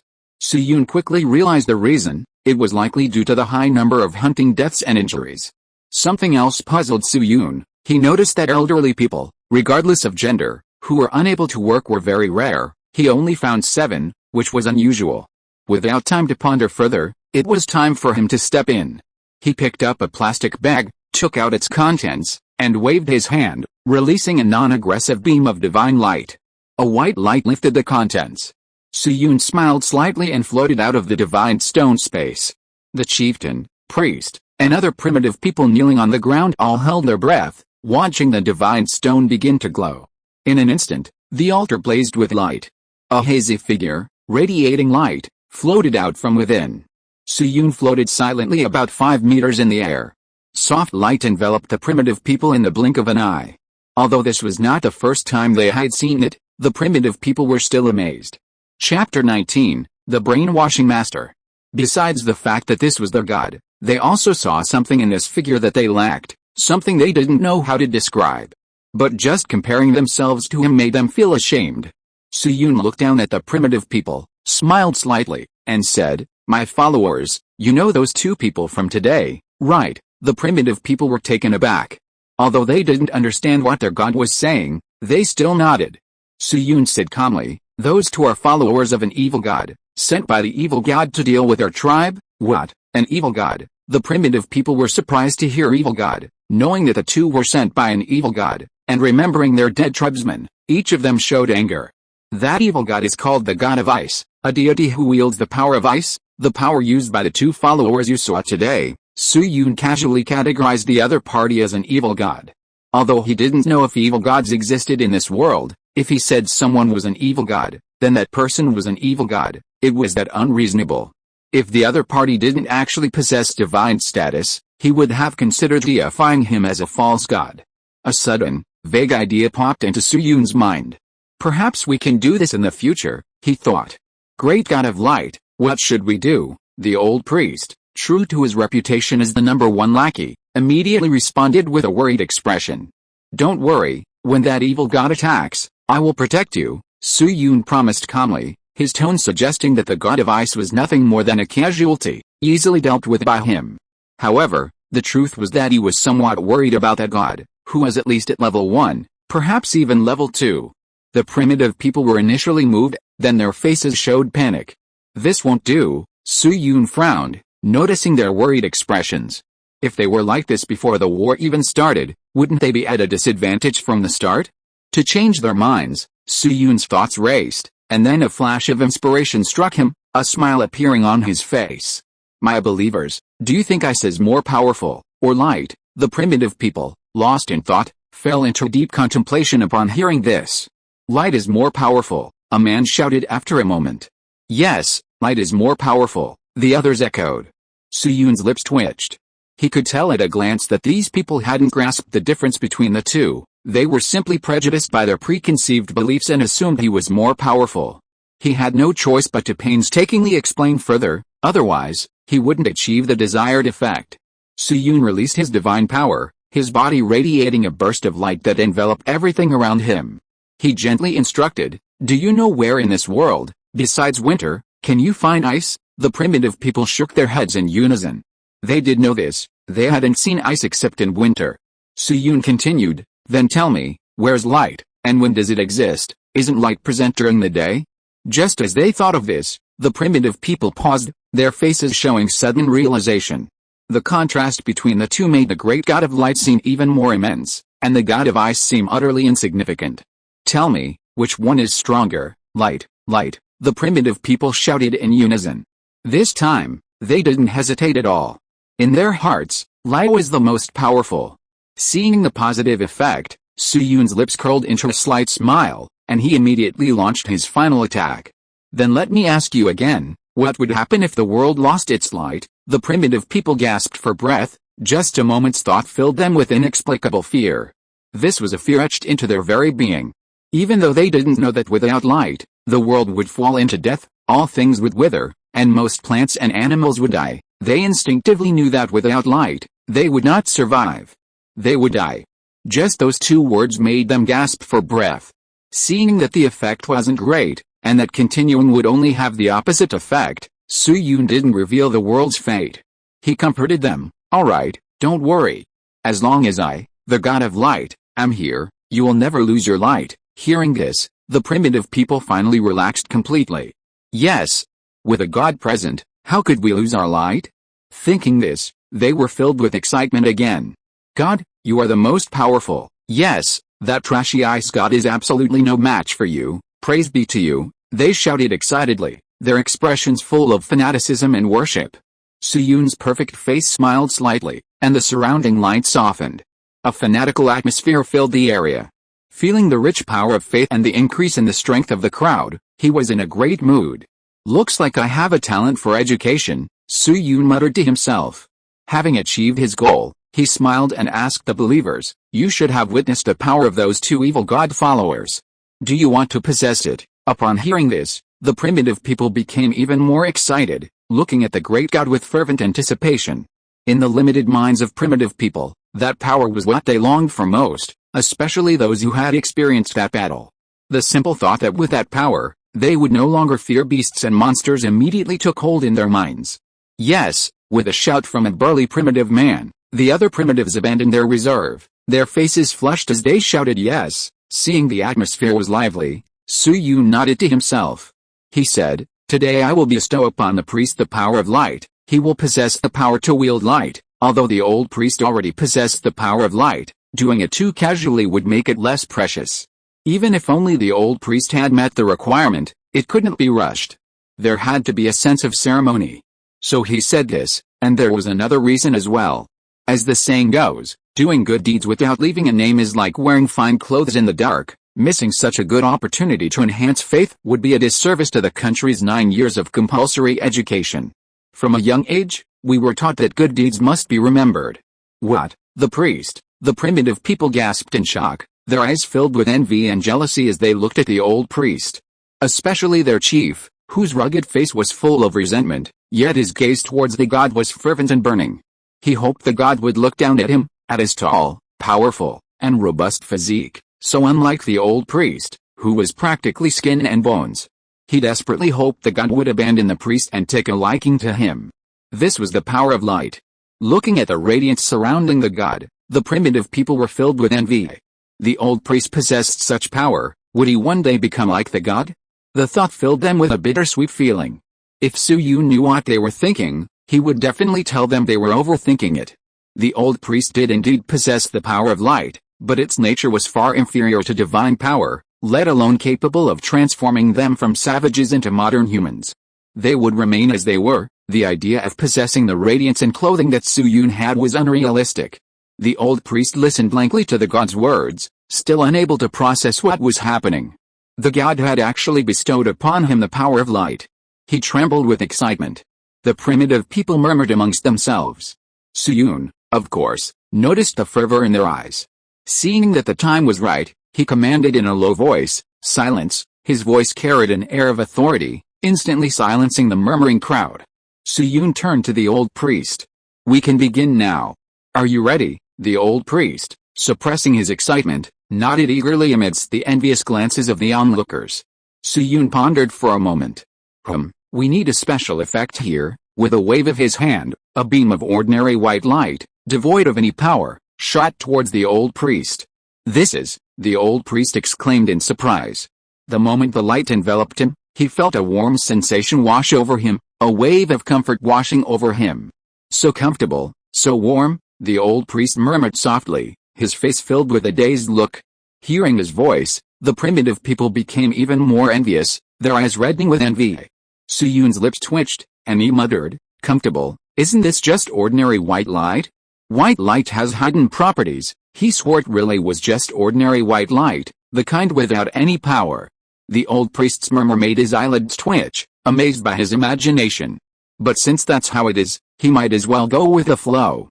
Su-Yun spoke to the old priest in a deep, unfathomable voice. "Can you feel it?" he muttered. "I wonder if the seed of light can sense it." After a few seconds of silence, the old priest, enveloped in white light, began to change color, gradually turning rosy from his initial sickly pallor.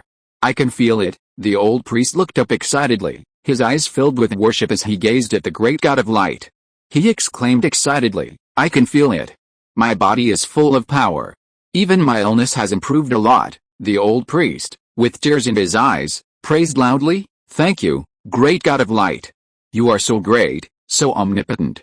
Praise be to you." Su-Yun, hiss, terrifying. Su-Yun gasped, completely shocked by this old man. He had meant to ask if Su-Yun had felt the seed of light, but this old man actually said that his body was full of power and his illness had improved a lot. What the hell was this? Truly terrifying. At this moment, if Su-Yun wasn't absolutely certain that the light had no other power, he would have suspected that his own light had some special effect. Su-Yun had no choice but to bite the bullet and pretend to be satisfied, saying, "Very good. It seems you have good comprehension and have successfully grasped the true meaning of light." When the old priest heard the god praise him and say that he had grasped the light, his beard immediately twitched and he grinned. Amazing, no wonder he's the god of light. The others watching were instantly filled with envy, their eyes burning with longing as they gazed at the god, hoping he could bestow such wondrous power upon them. Suyun naturally noticed the gazes of the others, especially the chieftain's fiery stare, which made him feel uneasy. However, only the old priest in the tribe had met the standard, so they could only be disappointed. Thank you, and will you be in my heart for another 2,000 Kidian coins reward? I don't know what to say, I'm touched, but also a little stressed, haha, thank you. Just between you and me, actually, as long as there are recommendation votes, it means someone is there. Chapter 20, The Amazing Lighter, 3K. Moreover, the abilities they requested, such as the power the old priest sensed and the healing from injuries, were absolutely non-existent. This old man's actions were purely psychological. He had heard of a psychological experiment before. Using a death row inmate as a sample, he was told, "Our method of execution is to bleed you to death. This is the little good you will do for humanity before you die." The prisoner agreed. The experiment took place in an operating room. The prisoner lay in a small room, one hand reaching into a larger room next door. He heard the nurses and doctors in the next room busily preparing to bleed him. The nurse asked the doctor, "Are 5 blood collection bottles enough?" The doctor replied, "No, this man is large, we need 7. The nurse touched his arm with the tip of a scalpel, marking the beginning of the bleeding, and used a thin tube above his arm to dispense hot water, which dripped slowly into the bottles. The prisoner only felt his blood dripping out. After 3 bottles, he went into shock. After 5 bottles, he died, exhibiting the same symptoms as someone who died from bloodletting. But in reality, he didn't bleed a single drop. This is a well-known experiment of psychological suggestion, and there are several experiments with similar effects. Although the truth of each is unknown, the psychological effects produced in those experiments are all roughly the same. This shows how terrifying psychological suggestion can be. The old priest's subconscious is at work right now.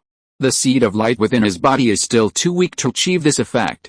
However, even though this is the truth, it cannot be said directly. They should be given hope first.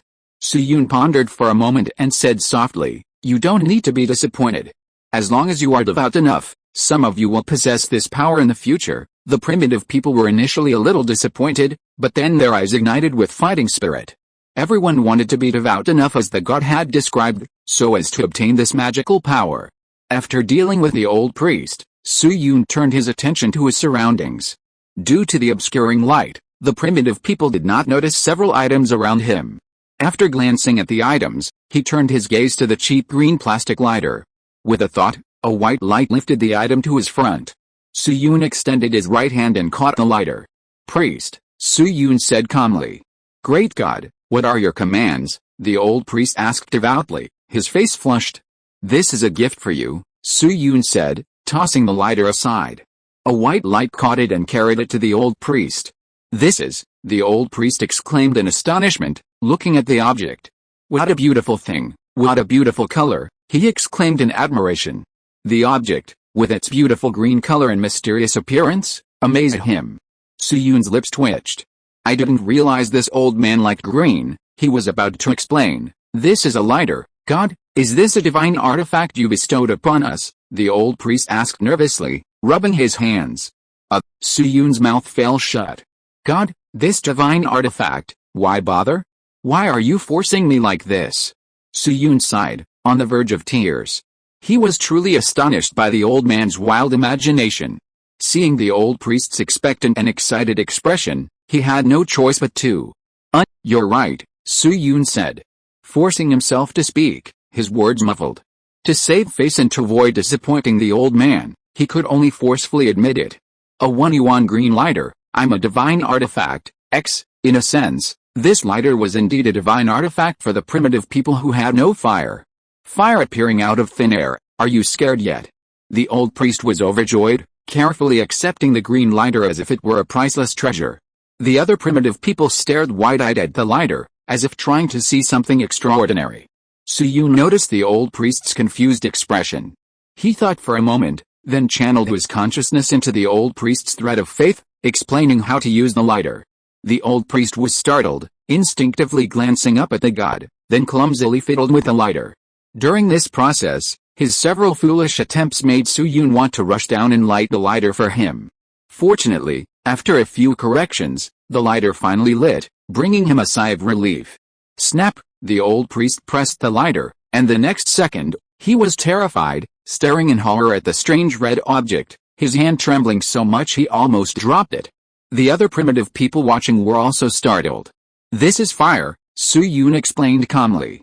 Fire. Seeing that he wasn't hurt, the old priest, with a curious expression, lit the artifact again, which emitted a small flame. "This can bring warmth," Su-Yun explained. The old priest felt the heat with surprise, curiously placing his hand on the fire, immediately letting out a strange cry of pain from the burn. The primitive people shrank back in fright. "Su-Yun, ordinary wild animals are afraid of fire, but fire can bring you warmth in winter." Seeing that the primitive people had never seen fire before, he had no choice but to patiently explain. The first part was fine, but when they heard it could bring warmth in winter, the eyes of the primitive people, their bodies blackened, shone with an alarming gleam. The thought of the unbearable winter, and this thing called fire, the gods said it could bring warmth, filled them with excitement and exhilaration. Did it that mean they would never die in winter again? "Fire, fire, fire!" the primitive people shouted in unison, repeating the word over and over. Just then, the lighter heated up, and the old priest, in a panic, loosened his grip. "Go find some branches and dry leaves," Su-Yun instructed the chief. The chief was stunned, his face filled with disbelief, then overjoyed. The god had finally looked down at him and understood the meaning of the god's words. He excitedly responded and bravely ran towards the forest. The weather was already starting to cool at this time of year, and withered yellow leaves hung on the trees. These two things were easy to find in the forest. Before long, the tribal chief returned carrying a pile of branches and dry leaves. Under Su-Yun's direction, the chief piled the branches together, scattering dry leaves in the center. The old priest lit the dry leaves with his lighter, and soon smoke rose from the leaves, a small spark ignited, and the leaves in the center were all ablaze, turning into a small fire. The old priest and the chief's eyes gleamed with excitement. The primitive people's mouths were slightly open, those close enough could feel the heat. Just as the gods had said, with this fire, they would no longer fear the cold in winter. Thinking they should already know how to start a fire, Su-Yun nodded. As for fire making by friction, that would be best taught after they became familiar with the flame. After all, it's better to teach someone how to fish than to give them a fish. A lighter will eventually become useless, and no matter how well the fire is protected, it will eventually go out. Only by understanding the principles can they continue to possess fire and pass it down. This is what's best for them, not to act as a babysitter, constantly handing them a lighter. After dealing with the fire, Su-Yun turned his attention to a few other items beside him. Then, his gaze swept over the one-armed man in the crowd, dark-skinned, tall, and strong, but pale-faced. He noticed a faint disappointment on Mao's face and couldn't help but shake his head with a smile. Besides Mao, there were some other wounded in the tribe, and these hemostatic, anti-inflammatory, disinfectant, and antibiotic medicines would come in handy. Su-Yun spoke again to the old priest. "Priest, these items are for treating those people. I'm entrusting them to you for safekeeping." The old man knew how to process herbs, so it was best to leave them to him. The old priest was taken aback, and the other primitive people who had overheard this then remembered that the god had promised to bestow divine medicine. Mao looked at the god with excitement, his eyes filled with gratitude. "I don't have to die. Thank you, great god." His eyes reddened, almost weeping, overjoyed at the hope of continuing to live. Su-Yun didn't say much. With a wave of his hand, several medicines beside him were carried by a white light and delivered to the old priest. The old priest looked at the glass bottles and couldn't help but exclaim in admiration once again, "Truly divine medicine. Even the container is so beautiful." What about the effects of this divine medicine? Su-Yun was already immune to the old man's words. Seeing the old priest accept the items, he felt a headache coming on.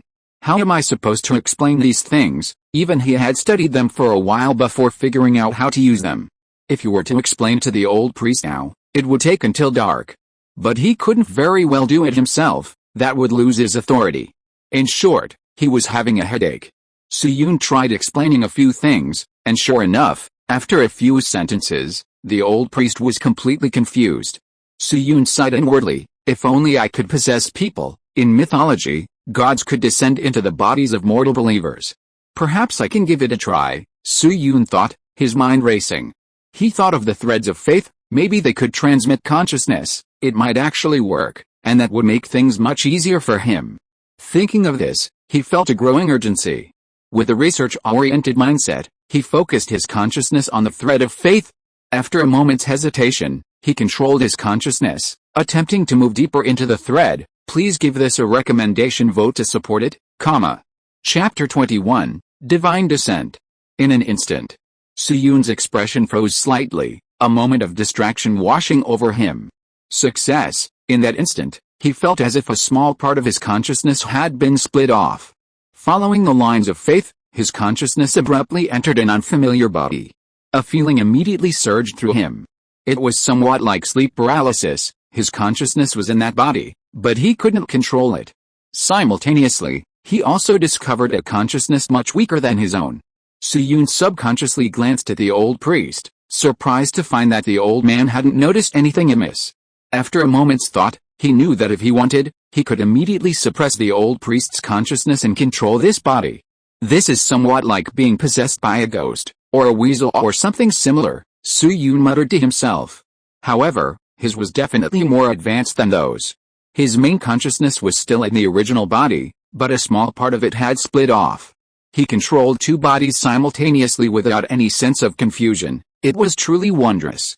After thinking it over, he glanced apologetically at the old priest.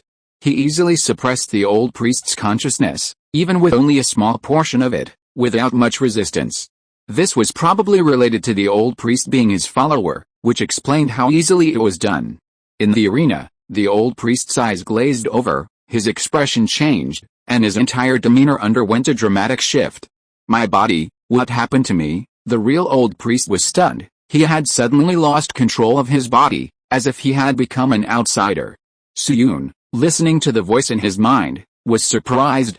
I can hear the old priest's thoughts, and it seemed the old priest still hadn't noticed him. If I say something, can the old priest hear me? Suyun thought for a moment, suppressing the thought. At the same time, upon sensing the old priest's voice, he instinctively realized he could continue to suppress the old priest into an unconscious state.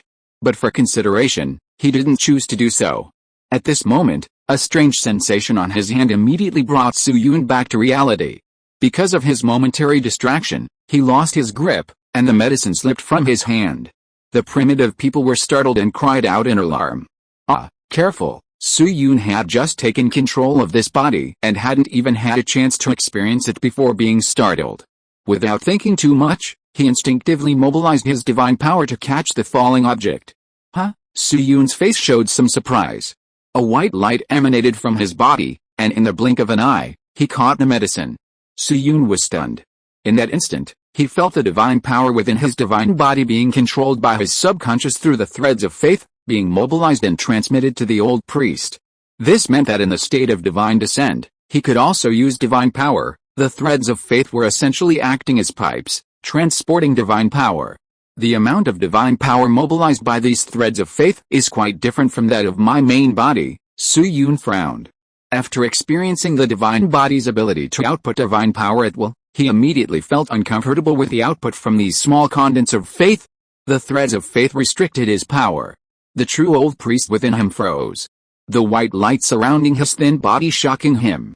This is what I made, priest, you? The leader's expression shifted, a bitter taste rising in his mouth.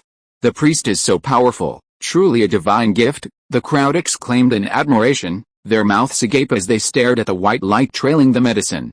I'm that powerful. The true old priest sensed something was amiss, but the praise from his people made him feel elated, his heart filled with pride. Suyun noticed the old man's thoughts, his lips twitching. This shameless old man. He picked up the medicine, dispelled the white light, and examined his body. A wave of weakness washed over him, making him uncomfortable. Not only was the old priest ill, but his frail body also made him uneasy. He felt terrible all over. Besides this, he subconsciously sniffed. Instantly, a foul, sour stench assaulted his nostrils, almost making him faint. The stench, besides coming from the surroundings, mostly emanated from the old priest. How many days has this old geezer gone without a bath? He's practically evolved into a biochemical virus. Suyun's heart trembled. If it weren't for the unfinished business, he would have wanted to leave this body immediately. It was truly unbearable. Unlike his divine body, he couldn't smell these stenches at all. seemingly purified by the white light surrounding his divine form. This was the first time he had so vividly experienced the squalor of these primitive people. Looks like tribal hygiene needs to be addressed as soon as possible. Besides the sour stench, the surrounding air seemed to carry the smell of some kind of excrement, and his face turned slightly pale. To avoid being killed by this terrifying biochemical weapon, he decided to finish quickly. Spear, come here. Su-Yun controlled the old priest's body, his unwavering eyes turning to Spear, his voice carrying a chilling tone. The old priest in the consciousness space, now he was truly panicked. What's wrong? Why is my body moving on its own? Mao was stunned, and subconsciously looked at the priest. The priest seemed different. His thick eyebrows and big eyes were full of confusion. Without thinking too much, the strong-willed Mao quickly followed suit and stood dumbly in front of the priest. Mao was several heads taller than the old priest, which made Su-Yun frown. He sternly commanded, "Squat down." Mao obediently squatted down. The real old priest was quite flustered. The primitive people looked curious, wondering what the priest was going to do. Su-Yun sat on the ground, his gaze sweeping over the priest's pale wounds. He approached and smelled a putrid stench, like the smell of dead rats. He forced himself to endure the smell. He picked up the saline solution. On the spear's severed left arm were some unidentified herbs.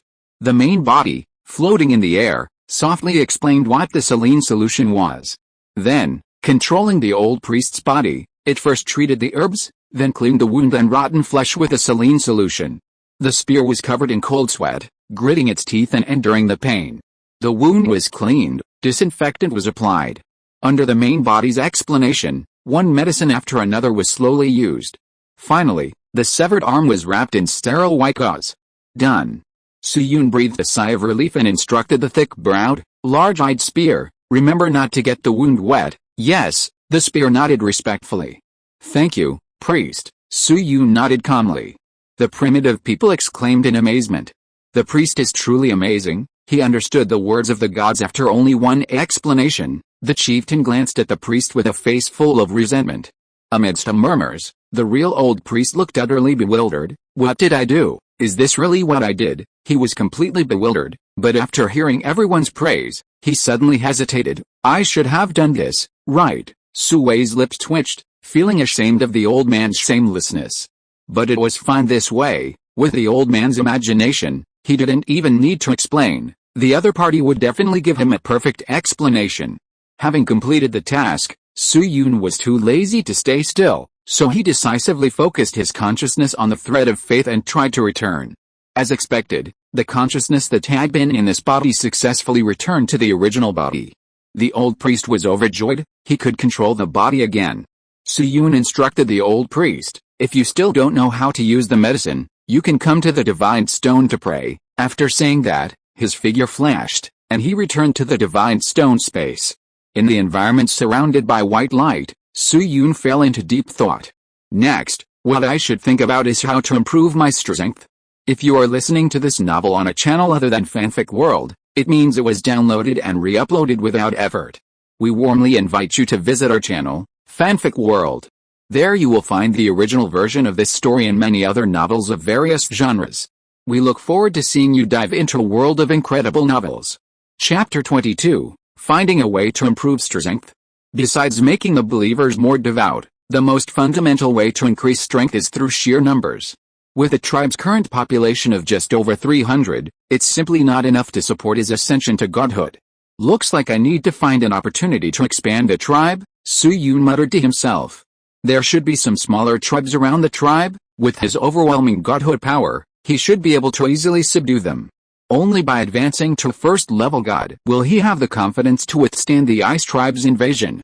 Otherwise, in his current underdeveloped state, he can barely handle even the first-level followers of the Ice God. What can he possibly use to fight the Ice God? Can he fight the Ice God head-on? At least at first level, possibly second level, Ice God is far beyond his current capabilities. Even if he went to Liangxiang Technical School and drove an excavator, he probably still wouldn't be a match for that Ice God. Unless he went to the modern world to steal heavy weapons and transform into Namo Gatling Bodhisattva, spinning 108,000 times in a single breath, only then would he have a chance of victory. Namo Gatling Bodhisattva, with 6 pure senses and a depleted uranium bullet, spinning 108,000 times in a single breath, with great compassion to save all beings. Sigh, too many tears to tell, Su-Yun sighed, indicating the immense pressure. After lamenting, and having prioritized expanding his tribe, he began to consider other ways to improve his strength. There is still one way to increase my combat power. If I can come up with a move that can be used with divine power, my combat power will definitely increase, Su-Yun pondered. Compared to the native gods of this world, his advantage lay in his modern knowledge and his imaginative ideas. If used well, he could unleash astonishing combat power at this stage. This was his advantage, something the native gods lacked. I'll practice with the lightsaber first. The lightsaber was powerful, but unfortunately, it wasn't refined enough. If it were fully golden, its power would be immense. Now that he had time, he naturally couldn't waste this opportunity to practice. Furthermore, by practicing condensing this lightsaber, the ordinary white light he casually swung would undoubtedly increase in condensation and power, a double benefit. In simpler terms, this was practicing the precise control of energy. Modern times may lack many other things, but there's a wealth of theoretical knowledge about this kind of cultivation. Many powerful, imaginative techniques often rely on subtle control to be used, so he naturally wanted to prepare in advance. After all, the more ordinary and basic something is, the more important it often is. Having thought this through, he extended his fair right palm. A gleaming lightsaber quickly appeared in his hand. Having learned from his previous experience, condensing it to golden hue this time didn't take much effort. Su-Yun focused his mind, diligently controlling the light, attempting to further compress the lightsaber. As time passed, the golden color on the lightsaber grew stronger. Outside the cave, "Little tiger, let's climb a tree and look for bird eggs," a similarly short and thin boy, Hunter, called out to Little Tiger. Beside him stood another boy of similar size. "Okay, wait for me." Little Tiger excitedly ran over and joined the little group that was collecting bird eggs. The three dark-skinned boys walked along, looking around at the trees, hoping to find a bird's nest in the branches. The excitement of finding a nest and the joy of the harvest made them happy every day. But before they found the nest, Little Tiger suddenly let out a groan of pain. "Ouch!" He clutched his stomach, his face contorted as he squatted down. "Little Tiger, are you alright?" the other two exclaimed in surprise. "What's wrong?" Hunter asked anxiously. "My stomach hurts." Little Tiger's stomach felt like it was churning, and waves of pain made him break out in a cold sweat. Stomach ache. Hunter and Hunter were taken aback. Hearing Little Tiger say this, they understood what was going on. They were used to stomach aches, they often had them too, and each time it was excruciating, but it would only last about half a day. "Little Tiger, it seems you can't come with us to collect eggs anymore." Hearing it was a stomachache, the two men weren't so worried anymore. They were used to it anyway, and they'd get strange if he didn't come for a while. "Little Tiger, can you stand up?" Hunter noticed Little Tiger seemed quite serious this time and asked with concern. Little Tiger gritted his teeth and shook his head. "I'll go get someone." Hunter acted decisively, immediately running off to find the adults. Soon, after Hunter's explanation, a man came and picked up Little Tiger. The group ran quickly towards the cave. Priest, Kwang moved like a whirlwind, carrying Little Tiger to the priest in the cave. "What's wrong?" the old priest asked curiously. He had just treated the wounded man with a divine medicine given by the god, and was now panting heavily.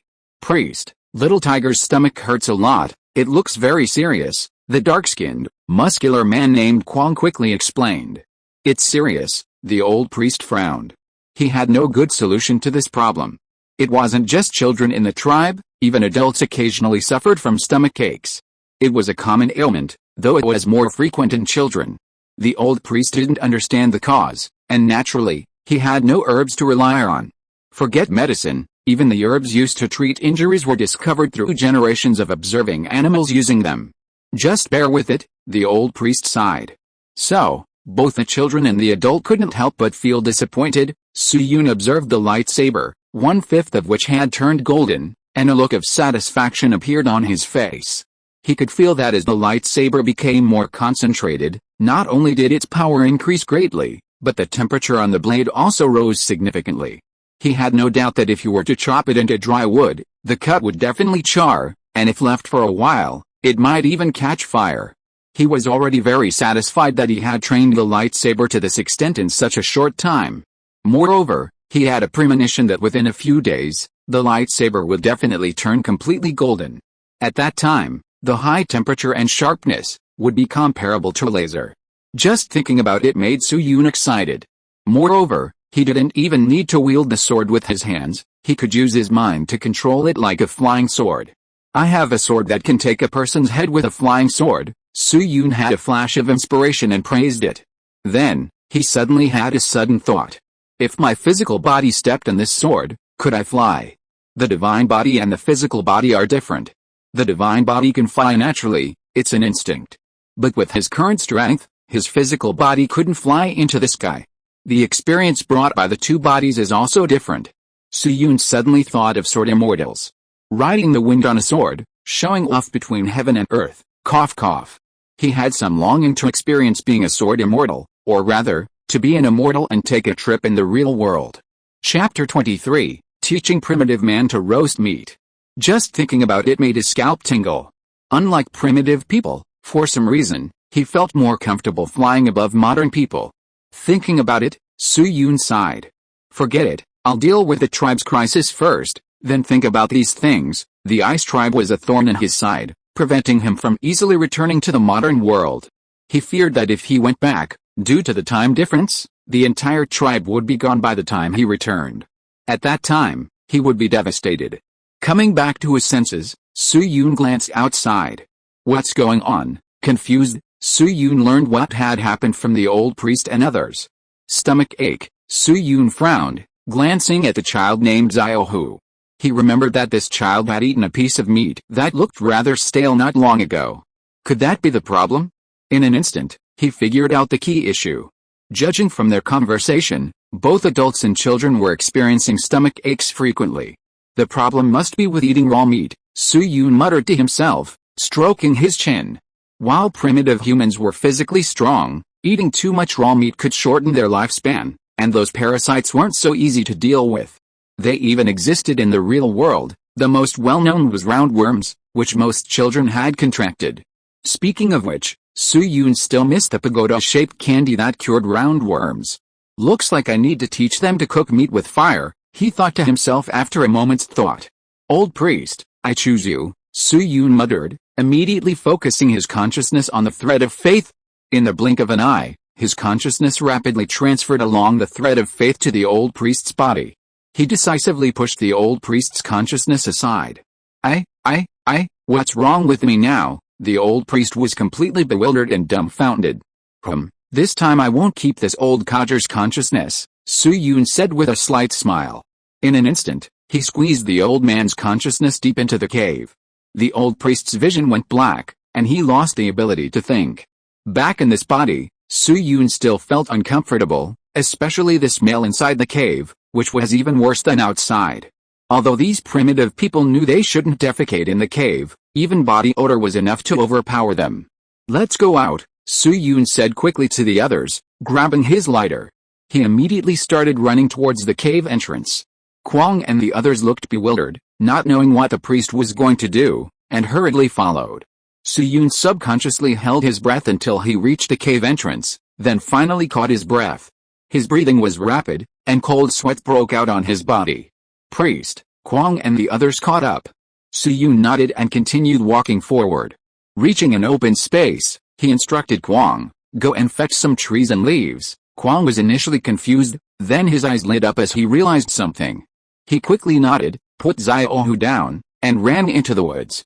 The priest is preparing to make a fire. The three children's eyes lit up simultaneously. Even Ziohu, who had a stomachache, couldn't help but look excited. They had only seen fire once before, and were very curious. Kwang returned with a pile of branches and leaves. During this process, some primitive people gathered around out of curiosity. After taking the branches from Kwang, Su-Yun ordered again, go and get some meat. Kwang looked confused and opened his mouth as if to ask something. Don't ask, just go. Su-Yun's face was serious, and it must be said that his old face, combined with his temperament, really gave people a sense of authority, making it impossible for anyone to resist. Kwang obeyed and ran to get the things again. Su-Yun squatted down, arranged the branches, and took out a lighter to light the leaves. Smoke rose, flames burned the leaves, and the flames gradually grew larger. The fiery red light shone on the old priest's aged face. "Is this fire?" Several children excitedly gathered around the fire, little Tiger seemingly forgetting even his pain. The 30-odd primitives, their eyes gleaming, gradually formed a circle, curious about what the priest was doing.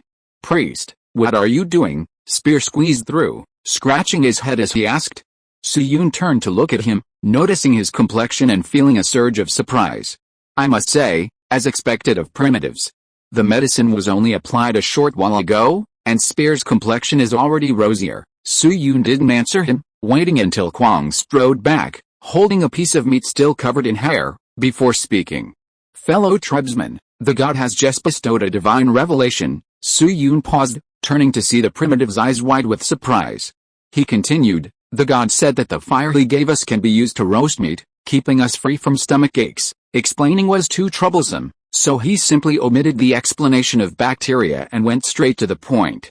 "What, roasted meat?" They were confused, not understanding what roasted meat was. However, upon hearing that it could cure stomach aches, their eyes lit up. Stomach aches had tormented them for a long time. The fire bestowed by the gods could actually be used to heal. Although they didn't understand much, this alone was enough to excite them. Suyun naturally noticed the confusion in their eyes. Without saying much, he decided to teach them directly through his actions, showing them what roasted meat was. Taking the piece of meat, he picked up a long branch he had prepared beforehand and pierced the meat through it. Amidst the astonished expressions of the primitive people, he placed the meat above the fire. The yellow hair on this unknown piece of meat immediately curled up. A strange smell began to emanate, and the hair was instantly roasted away. The primitive people looked at the meat in panic. The power of the fire instilled a sense of fear in them. Mao plopped down next to the priest, scratching his head. Suyun ignored them, simply quietly turning the piece of meat in his hands. As time passed, a peculiar aroma slowly wafted out. The blood in the meat gradually faded, and it changed color from a bright red to a lighter shade as it was roasted. Some meat oil seeped out, and after being grilled over the flames, a rich fragrance filled the air. Several children nearby unconsciously swallowed, staring longingly at the roasted meat. "This is," the primitive people sniffed, their mouths watering at the aroma, and their eyes widened. Chapter 24, I will call you the strongest. "It smells so good," one of the cavemen murmured unconsciously. Every caveman felt a surge of appetite as they looked at the roasted meat. However, the unfamiliarity of the food made them hesitant and uncertain. Suyun noticed their expressions and, seeing that the meat was almost cooked, any longer and it would burn, took the branch off the fire. A rich aroma of meat wafted from the piece. Holding the roasted meat, he stroked his chin, listening to the various swallowing sounds around him. The three children stared intently at the roasted meat, their eyes never leaving it for a moment. Compared to the hesitant adults, the children were much more receptive. Suyun glanced at the three children, and that glance immediately excited them, as if they had thought of something. He took a step and walked towards the three children. Reaching them, he raised the branch used for roasting the meat. Little Tiger's eyes lit up. The roasted meat was so close, he eagerly stretched out his little hand. Suyun handed the roasted meat to Xiaohu, and Kwang beside him. "You try it." Xiaohu, his little face froze, his little hand hovering in the air, unsure whether to take it or not. To prevent the three children from becoming estranged and showing favoritism, Suyun solemnly handed the roasted meat to Kwang, definitely not out of any mischievousness. Kwang, looking dazed, took the piece of meat. He hadn't expected that the piece of meat would eventually end up in his hand.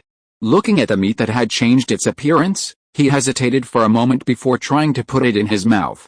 Under the watchful eyes of the primitive people watching, smelling the aroma of the roasted meat, he took a bite. As soon as it entered his mouth, a special taste came over him. Although unfamiliar, it made his mouth water. Kwang's expression immediately changed, and he couldn't wait to take another big bite. "Delicious," Kwang exclaimed excitedly as he chewed. Unlike the raw meat he used to eat, which had a bloody taste and was covered in hair, that was not something to be described as having any taste at all, but was simply eaten to fill his stomach. Now, the meat, roasted over the fire, had completely lost its bloody taste, and its unique texture had been brought out, making it irresistible to him. This was the best meat he had ever eaten. Kwang's words and expression made the surrounding primitive people swallow hard, their mouths watering, their hearts itching, wishing they could have a piece of meat to taste right away. "I'll go get some meat," A primitive man hurriedly shouted, running away from the scene. His actions made everyone's eyes light up, their expressions brightening, and they all scattered to get some meat. They also wanted to try the taste of this meat. Seeing the expression on Kwang's face filled them with anticipation. Is it really that good? Su-Yun muttered to himself, watching their actions. Could it be a problem with the quality of the meat? The three children, their mouths watering, paced back and forth, especially Xiaohu, who looked at the priest with a resentful expression. Noticing Xiaohu's little expression, Su-Yun smiled. He reached out and gave Xiaohu a gentle pat on the head. To salvage the consequences of his mischievous act, he put on a kind face and said, "Child, I'm not giving you the meat for your own good." Little Tiger's eyes widened, completely bewildered. Su-Yun said softly, "If I give it to you, what about the other two little ones?" As he spoke, he turned to look at the other two. "They'll be angry with you and won't play with you anymore." Su-Yun looked down at him meaningfully. Little Tiger seemed to understand, then suddenly realized. The other two children, along with Kwang on the other side, all showed admiration. The two children pondered. That's right, if Little Tiger had it and they didn't, they would indeed be angry and might not play with him anymore. Kwang exclaimed, as expected of a priest, "He's full of profound wisdom, he knows more than us." Ahem. Seeing that he had managed to fool them, Su-Yun quickly changed the subject. At this moment, the primitive people who had gone away returned, each carrying some pieces of meat. However, after they came back, they found they had no branches and hurriedly ran back into the forest. After much effort, they were finally able to try roasting meat themselves.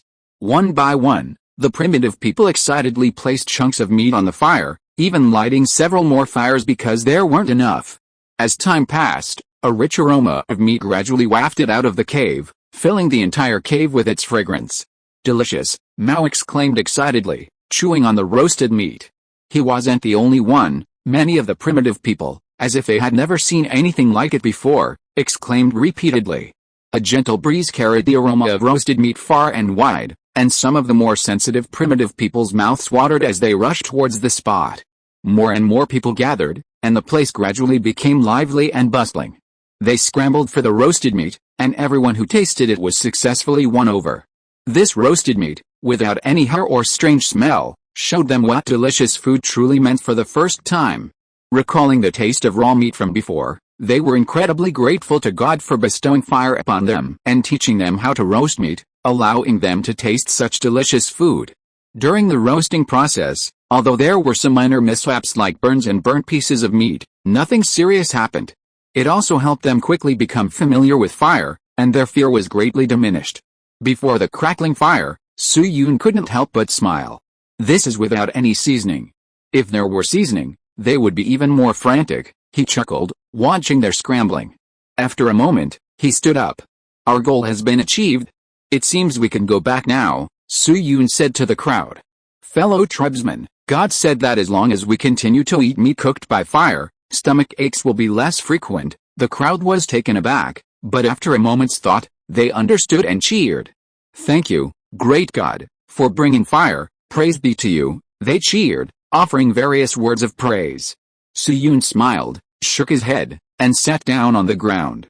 He closed his eyes. The consciousness within his body stirred, quickly finding the thread of faith. Following this thread, he swiftly returned to his original form.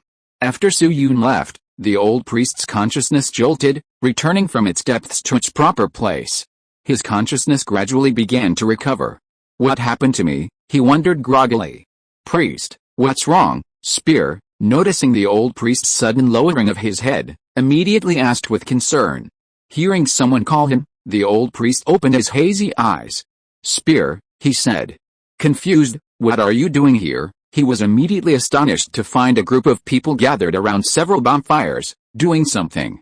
What are you doing? He sniffed, his eyes widening as he smelled an enticing aroma.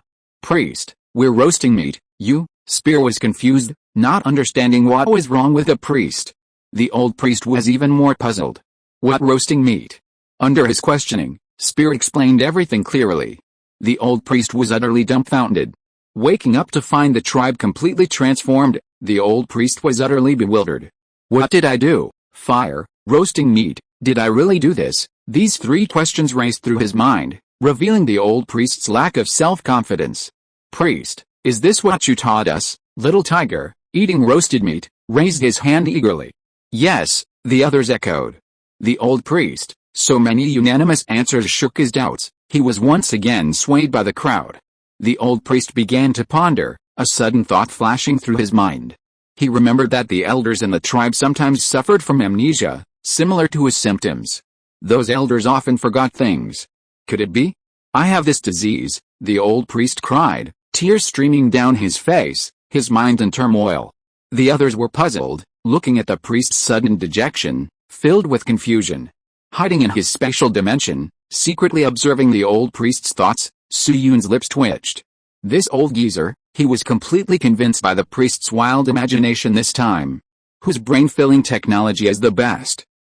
The god of light, would call you the strongest, Suyun exclaimed. Chapter 26, The Power of the Golden Ball. He couldn't make the golden sphere disappear instantly.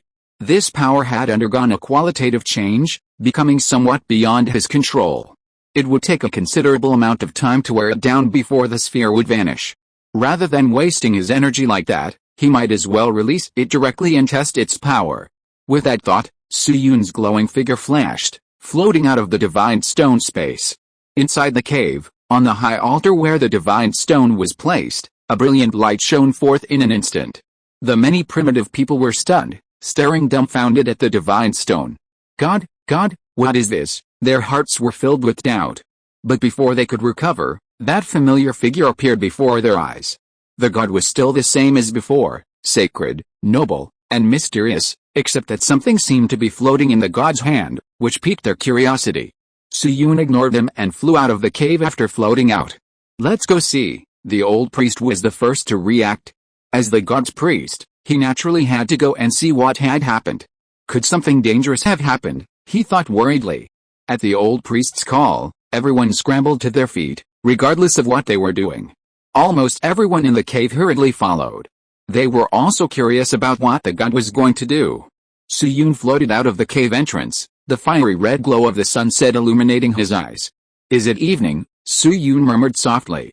Since becoming a god, he found himself seemingly full of energy all day long, without the slightest feeling of drowsiness or sleepiness. Naturally, he hadn't paid much attention to the passage of time, not expecting it to pass so quickly. Suyun looked around, considering what to use as a target. Try a stone. He focused his gaze on the nearby rock wall. Rather than choosing something like wood, which would be easily pierced, a stone would be more experimental.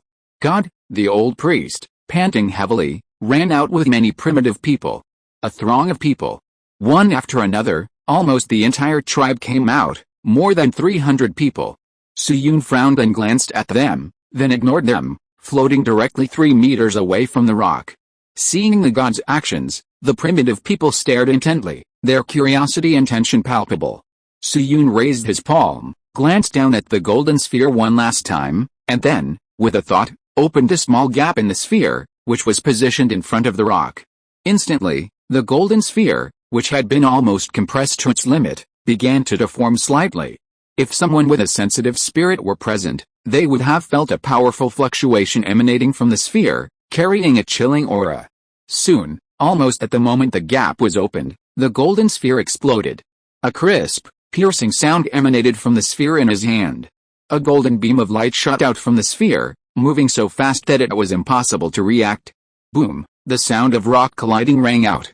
Suyun's eyes widened slightly in shock as he looked down at the clear, crystal-like beam of light in his right hand, its core golden and its outer edge white. This beam of light had pierced right through the rock wall.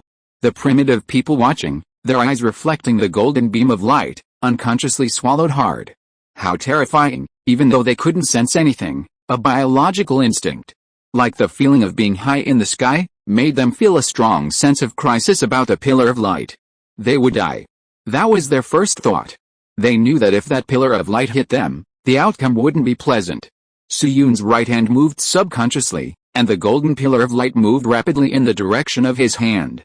Like a sharp sword, a piercing cutting sound rang out, and the golden pillar of light left a dark cut on the stone wall along its path, accompanied by smoke. Suyun suddenly noticed that the golden sphere was fading.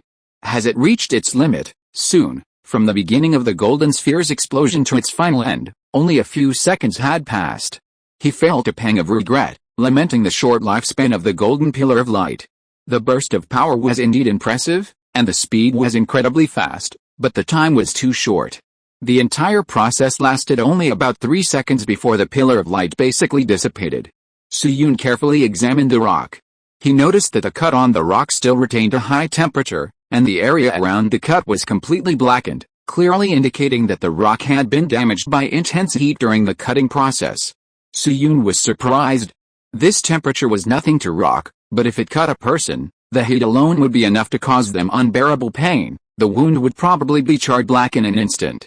He then observed the depth of the cut, only a finger's depth. The deepest cut was only a finger's depth, and the others were only half a finger's depth.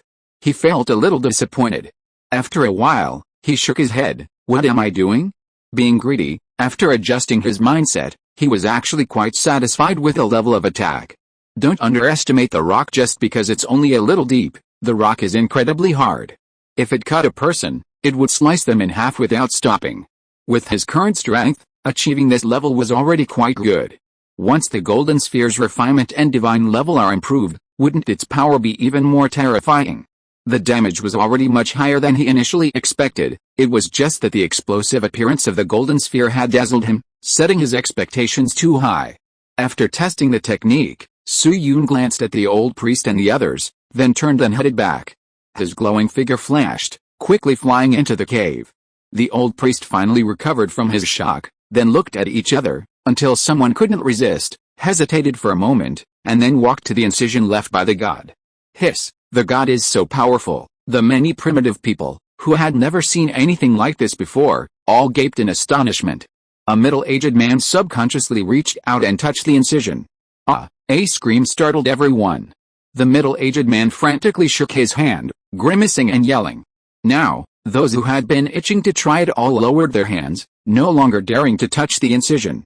Truly worthy of being a god, the leader thought proudly, and the others shared similar expressions. Hundreds of people gathered around the several-meter-long incision, their mouths agape as they watched. For the first time, they truly witnessed the power of a god. This was stone. If a chill ran down their spines, Suyun returned to the divine stone space and pondered. He sensed the remaining divine power in his body. Not much was left. Besides the golden sphere consuming a third of the total, practicing with a lightsaber had also depleted a significant portion, leaving only 10 or 20%. Not enough divine power to continue practicing, Suyun lamented, then quickly considered how to rapidly replenish his divine power. He thought about the patterns of divine power recovery. The fastest recovery time was undoubtedly during mass primitive rituals and prayers. A single ritual could essentially replenish it completely. Besides that, it was when the divine essence absorbed the power of faith from the threads of faith, slowly recovering, usually replenishing completely within a few hours. He also noticed that while individual prayers were less frequent than mass rituals, they were still much more frequent than usual. Suyun had a sudden inspiration. Since prayer works, why not have them pray morning and night, or even hold a sacrifice every few days? This way, his faith power should recover quickly, and he wouldn't be stuck in a predicament when practicing skills, leaving him without divine power. With this thought in mind, he immediately conveyed his intention to the priest. The old priest, back in the cave, was taken aback. After understanding the god's meaning, he stood up and relayed the god's instructions to the tribe. The people were initially stunned, but without much thought, they immediately began to pray devoutly, various words praising the god of light resounding in their hearts and on their lips. The cave was filled with a fervent atmosphere, especially after what had happened before. Their hearts were now even more fervent. As the group of primitive people prayed devoutly, a rich faith power began to emerge. Suyun smiled, feeling the divine power within his body surge like a tide. In just a short while, his divine power had recovered to half its original level. About 10 minutes later, the prayers finally ceased. His divine power had recovered to about 70–80%, a result that pleased him greatly. As long as he practiced twice a day, morning and evening, his divine power, while still insufficient, was barely enough if he conserved it. Having recovered his divine power, he resumed his rigorous training. This time, however, he focused on his lightsaber.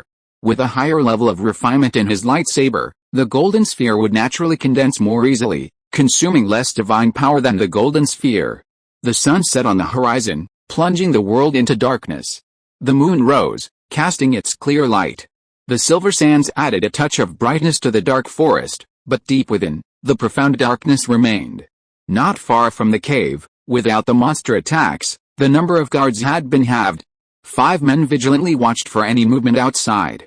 Every night, although their eyes adapted well to darkness, they couldn't help feeling a sense of fear, afraid that unknown things might emerge from the shadows. However, this night watch was different. Compared to before, within their circle of 5, a fire provided them with warmth, as well as light and courage. This greatly reduced their fear when they saw the dark surroundings. The firewood crackled and popped, the flames leaping intermittently, shifting and swaying in the breeze. After an unknown amount of time, a change suddenly occurred in the darkness outside the cave. "Watch out!" a middle-aged caveman shouted alertly. Everyone instinctively gripped their stone spears, their eyes fixed intently on the outside. Outside the cave, beams of bright green light appeared. End of this chapter. Thank you so much for reading until the end. Don't forget to give it a like. Looking for more exclusive content and immediate access? Subscribe to our Patreon. Remember, every like, subscription or donation encourages us to continue. Thank you all. See you in the next video.